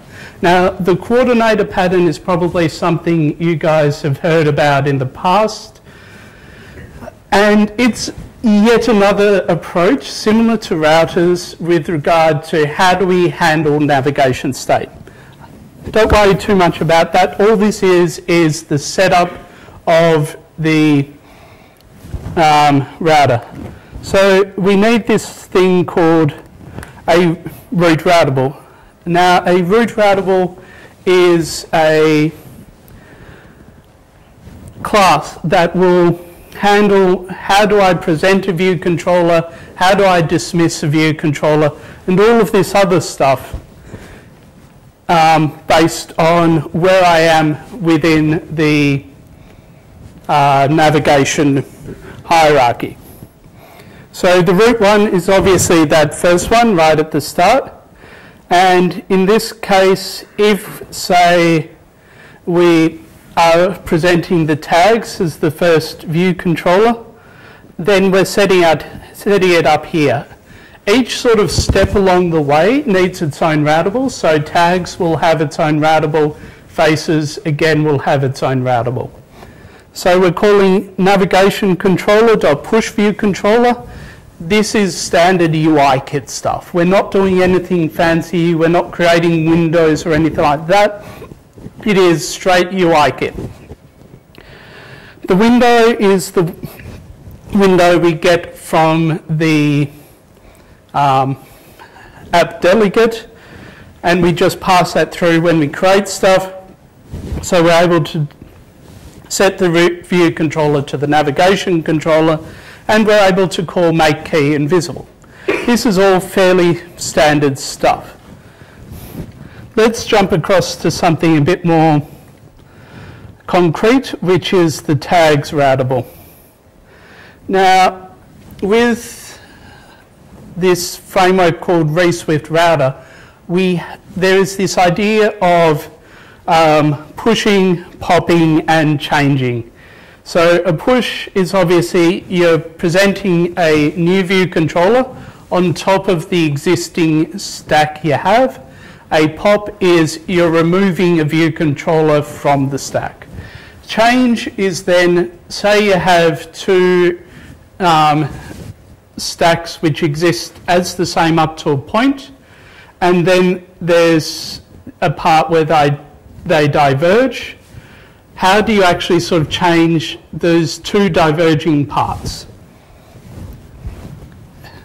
Change tends not to be used too often. It's mainly just pushing and popping because that's what happens within a navigation controller. So to pop an element, in this case we're just calling the completion handler. The reason we're doing that is we're making use of the standard back button on a UI navigation controller. So when you hit the back, it will fire off the correct reSwift action that will update the navigation tree. Because the navigation controller handles the pop action itself, you don't need to update the view stack. You don't need to call navigation controller.pop. What is happening here is there is a series of there is a reducer and there's also a router which are part of the framework. And within that router framework, it has a bit of logic which it needs to keep up to date. And that logic is the relation between the particular routable instance and the state of the view controller, say tags and faces. It needs to know that for tags, it's got a tags view controller, and for faces, it's got a faces view controller. Having the completion handler here is what we see for the updates as, well, the completion handler allows us to then call back to the router to make sure that after the view state has been updated, then the actual router implementation can go ahead and update itself. One of the annoying things about reSwift router is that it will often return concrete instances, that is non-optional instances of things, which means if you can't actually get the correct route or you don't know how to handle it, you will have to be forced in a very unfriendly way to call fatal error. Now, the reason behind this is actually quite straightforward in that you need to keep your state up to date. If your representation of the view hierarchy, as in all of your view controllers, is not in sync with your views, with what's represented in the application state, you will not know how to handle the transitions.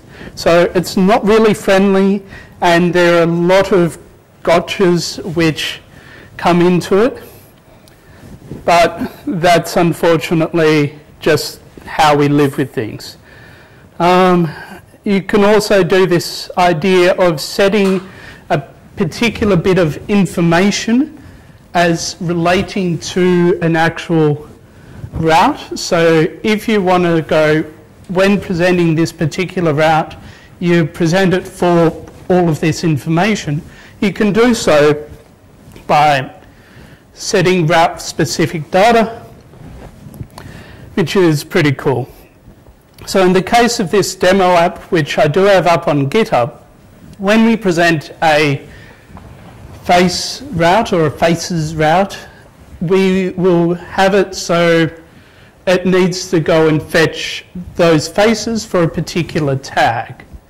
And it is that tag which we store as the route specific data. So that's all pretty good, pretty straightforward. And again, you can see stuff like all we're doing to present information is calling the standard UI kit bits and pieces. Going to try this once more, see if cake comes. Doubt it, but hey, we do actually have an image there, which is pretty cool. So that's the basics of how within reSwift this idea of a routable can exist and operate in your architecture to present different view controllers, handle the change within a view controller without sort of getting into ugly hacks. So, questions. I'm sure there are plenty of questions. Andy? What are the benefits of storing every state? From our previous experiences with writing code. Does that suggest you don't write code anymore? I'm unemployed. No, like with state changes several times. So let's say a view controller, right? There are 6 different state changes, right? What are the benefits of storing that very first loading state? The benefits. So the question was, what are the benefits of storing absolutely everything, as in every detail about a state, and also to the extent of transitions within the application state? And it was framed within this idea of, say, initially you have a loading state, and then you have the state with some actual values in it, and then you might have the state with a modified bit of information. How does that then become beneficial? A couple of classic examples are being able to rewind history. So if you take the state and you keep all of those minute transitions as a sequence, as in put it into an array, you'll be able to then sort of rewind, fast forward, travel back and forward within the actual state of your application. The other benefit is, say, your app crashes. Unfortunately, apps crash a lot. The apps I write crash a lot. I was going to say. Like, I will say quite happily, I write some pretty crappy code a lot of the time. So. Hopefully not in Swift anymore, right? Oh! That's very no. Right, with all those people. That's able to do it really well. Yeah. Never want the platform. Better than exit 0. Yeah. Oh, don't worry, I can sneak some of that exit 0 stuff in. It'll be fun. So, I will get there. Back to apps crashing and having a history of state. If by some chance you're able to actually send a serialized version of that sort of state change, or even the final state, through to a logging service like Fabric or Kinesis or something like that, you have a precise way of being able to reproduce what the user has done in order for the app to crash. That is very, very beneficial. It takes a lot of work to actually make sure the app's serialized, everything is sent off. I haven't got that quite right in the app I'm working with at the moment, so this is like a pipe dream of something eventually that's good to get to, not there yet. So that's that. Before I get to Ben, because I can probably guess his question. Rob? So does that mean then if you're sending a stream of state changes to a backend service, you could replay the entire history on one device? Yes. Okay. Plus? So when you hit the back button in a navigation controller, right? Yes. Your current road needs to magically change from text face to text, right? Yes, that's correct. How does that happen? That is a very good question. We're going to try and finish the questions in the next few minutes. Yes. Because we're going to have Gavin's going to jump up with, I think, a little bit of a wrap up of architecture across the board. What should we say? Wrap. Not a wrap. Hey, let's have Gavin do a wrap up. That's your challenge, Gavin. But yeah, just a few more minutes. Let's not go into it. Let's not re-architect an app right now. Okay, so let's. Please educate Vlas at the pub. Yep. Vlas's question is really, really good, and one that I should answer because I do have an answer for it.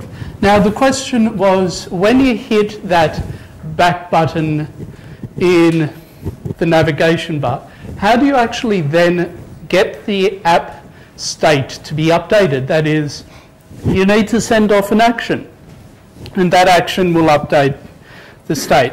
So I did sort of show part of this before, where in the routable I was only calling the completion block, not actually calling any UIKit stuff. First bit is the view controller. Now, this maybe is or isn't the best way of doing it. Within the context of this very small demo app, this is the best option. So when the view will disappear, UIKit gives us a method that is called, and within it we can check, is this view moving from its parent view controller? In this case it is, and we can call viewModel.popRoute. In here is where we are doing the actual updating of the route and sending the correct action. So this is one possible way of handling that. Another way is within the app at iFlix, we actually have a custom UI, a custom back button. And that gives us a bit more flexibility in that we're not using the standard back button.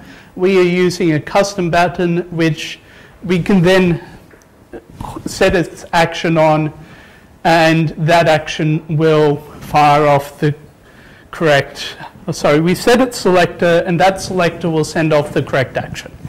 So these are two approaches that you can use. There are possibly and very likely some flaws in that. Let's save that conversation for the pub. Just want to bring up one important bit. You don't need to answer that.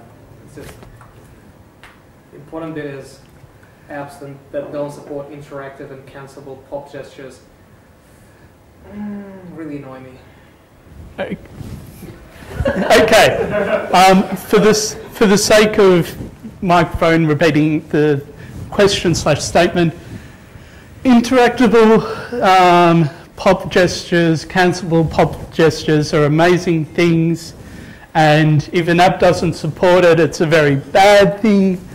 Vlas thinks so, many people think so, I think so, but doesn't matter too much. Yes. Yeah. That's called usability and platform convention. Yeah. So does that mean you're choosing your tool and architecture of choice over your customer's user experience? That's a conversation for the pub. Sounds like a pub roll. No, you didn't want to answer this question. No, right. We're out of time. He just does not want to answer my question. No. You can answer this question. You can answer this question. It's okay. You can answer. Are you happy for Ben's question? Yes. I'll take, yeah. I mean, sorry, I'm not the adjudicator, by the way. I know we've had our disagreements this week at work over the use of the router versus not. As you so rightly said, we're not currently exactly on speaking terms, but you know, but I'm just going to say, like, when I was still working at JTribe, we did use ReSwift. Like, we adopted that quite readily throughout our apps, as well as we used Redux on Android and iOS. We opted to not use the router in at least I think 2 of our projects that we did. We did everything else with UIKit. Like, it can be done without using the router. You can definitely use Redux without pulling in the router. And you can still get the, you know, as Vlas so rightly says, the interactive push and pop gestures, whatever you want to do, you can play with that. What is the most compelling, why would you, above all, argue to use the router above stock UIKit? What is the clincher Like, is it to stop lazy developers, like not putting dependency injection into their next view or whatever, not letting things get handled automatically and just getting sloppy, or is it another reason? Okay, so the question was, what is, like, given that reSwift can, and the Redux pattern can exist without the need for a router, what is the compelling reason that you would go for the router over some other implementation? Now, for me, I would actually sort of cheat and say there are two reasons. The first reason is having your navigation history as part of your application state does open a lot of possibilities. And there's stuff like, you can get history and all that regardless, but having the complete sort of navigation as part of your state is a good one. The other one is testability. By extracting the logic around what you can present, like what you can push, what you can pop, and all that outside of your view controller, means you can then start to test it. Now, obviously, different approaches have different benefits and stuff that you need that is difficult. I'm not saying reSwift router as an implementation is correct or the best option. I think there's improvements which can be made with regard to stuff like cancelable transitions and even stuff like 3D, like force touch, popping back multiple levels. So say you want to dismiss 4 different routes in the one transition. With reSwift router at the moment, you have to go A, B, C, D in order to get back to where you are. That's an implementation detail rather than this is an architecture doesn't support it. As an architecture, it makes a lot of sense and supports it. It just needs to be worked on a little bit more to actually accommodate those concerns. Cool. Yep. Thanks, Matt.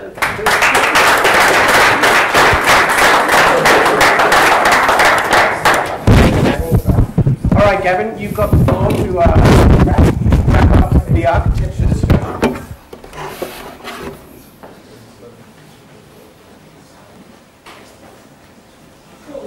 Do you want some background? Do you want a background now or something? Or? Yes. Choose what you like best. You start. I'll give you a background now. Right, the Matrix background. So tonight, I've heard about a lot of amazing perspectives about architecture. You know, I've heard about React in a way that I've never heard of before, actually. I mean, I've never heard a React developer say the things that tonight I've heard, ever before, actually. You know, they always tout about how amazing this is or how amazing that is.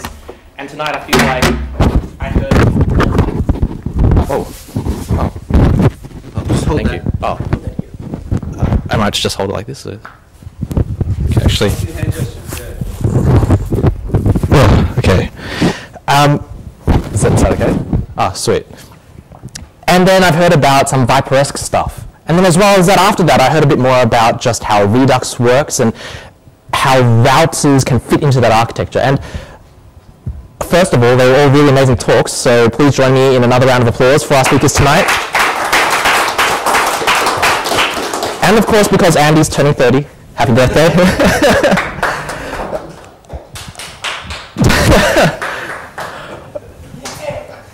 I like to analogize a lot of what I've heard, and I guess the common pattern that I kind of thought about, like at the back of my head, was that a lot of these things I analogize to building a house.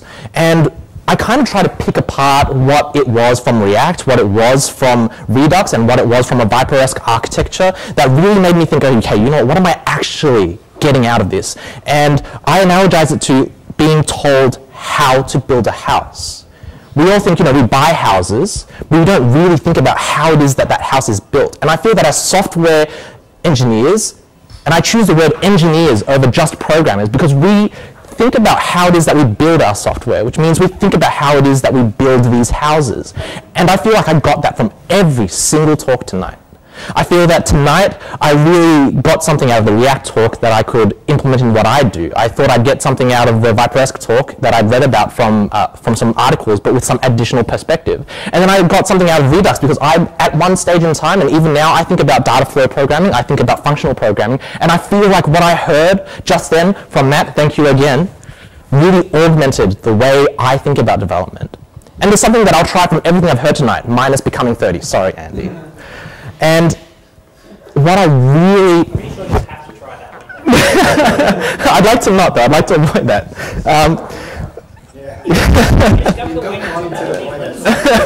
We'll do. And what I really thought about was how about building that house. And I think that that last question by Ben really, really accentuates this difference. That is that everyone has their own perspective on how to do architecture, because there are millions of ways that people build houses. We use bricks, we use wood, we use mortar. I hope I got that right, because I don't know anything about building houses. Sweet, thank you very much. And I think that, thank you. I think that that last question by Ben really accentuates that difference between everybody, and that there's something to hear about from everybody about architecture, and that tonight I got some really great insight about how I should augment what I do every day. And I think that's really what's amazing about architecture. In regards to what we've heard tonight, I think that there's a lot of prescription about how we should do architecture, but above that, I feel like there were 3 different architectures that we heard about. Not in particular a particular Redux architecture, not a Viperesque architecture, not an architecture around React, but each person's individual architecture. And I think that that's a beautiful thing, because I got something out of every single talk tonight. And I feel like a better developer out of it. And I think that's something that everyone here, I hope, really gets out of it as well. Because I get really excited when I hear about architecture. So tonight, even though I've been telling everybody that I sit down and no matter how exciting the talks are, I fall a little bit asleep inside. So I feel extremely rude. I feel really rude. So I apologize if you never see me in this room. I'm always just sitting up the front and just watching and listening to the talks tonight. I was thinking, wow, I'm going to try that. I think that's not such a great idea. I know it won't fit into the way I do work, but I can understand that it fits into the way they do work. And I think that's what's amazing about architecture. Because again, there's no one way to do it. And I think that we all strive to eventually do the right thing. And we have a similar way to build houses, because we know that there's a quote-unquote, there are foundations on how we should build a house. And I like to analogize those to some paradigms or techniques, or I can't remember what the word is right now, but I'm talking about some ideologies like solid, some ideologies like clean, all these buzzwords that we've heard before. But we all know that it's not quite the buzzwords that are good. It's something innate about them that's good. It's something about that separation, or whatever it is, something inside there is good. And I think that that's what I'm getting out of the talks tonight. That there is something in every single talk that resembles what those things, those concepts mean to me, but as well as that there was something in each of those talks that I think I could do tomorrow at work to improve what I do every day.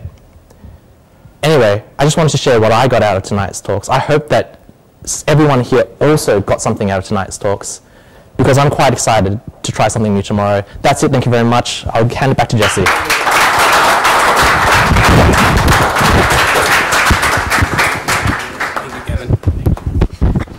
I've got a new idea, and I reckon Gavin's going to wrap up every CocoaHeads. I'm like doing a Rocky montage in my head right now. I'm excited. I'm more excited about the talks now. It's like a WWC wrap up of keynote talk. Yeah, that was. Thank you, Gavin. That was excellent. Like State of the Union CocoaHeads. Yeah, tonight's State of the Union. The statement tonight was. Hey, hold on. That's my job. All right, so.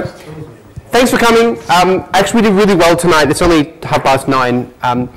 Our next meetup is the 10th of August. That's 108. We're back here again at Outwear. I'm pretty sure it's the 10th of August. It's the second Thursday of August. That sounds about right, yeah. The topics next month is... No, it's not. That didn't get voted at all. We've had enough of those. I forget what it is, but there is a topic. I'm going to announce that. I'm publish that on Monday. Next Hack Night is the 25th of July. I think that's the last Tuesday of this month. There's a bar tab. Last Hack Night, I put my business card, because I'm a businessman now with a business card. I put it in the bowl at the front and won the weekly draw. So there's a $200 bar tab for next Hack Night. First come, first serve. First come, first serve. You get there before Jesse, in which case then... Yeah. No, it's just you too. So the Millhouse is a great place. I think we might mandate at least one of us has to have our laptops out next month.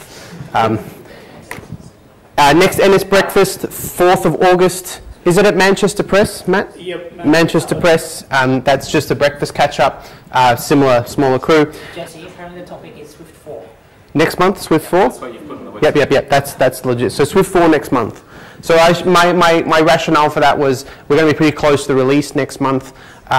I'm half thinking of redoing my auto-generated API talk with Swift 4 because basically you don't need it anymore. Swift 4 can do the conversion. So there's lots to talk about Swift 4. Hold a eulogy for all of the JSON parsers. Yeah. Gavin, can you give us like a really impassioned like death to JSON parsers next month? Because it's Andy's birthday, I heard rumours we might go to Section 8 for the pub afterwards. Section 8 is not just downstairs. Anthony, you know where it is. Anthony's at the back there. It's on... For real. The night's on React Native. So Tattersalls Lane... mill around at the back, and I think we'll try and all head there together afterwards. It's goodbye and happy birthday to Andy. And for some reason, Anthony's excited as well. He's getting rid of Andy, so I wouldn't be. Thanks for coming. See you next month. If you've got any beers next to you, just put them on the counter at the back there as you go. Thanks a lot.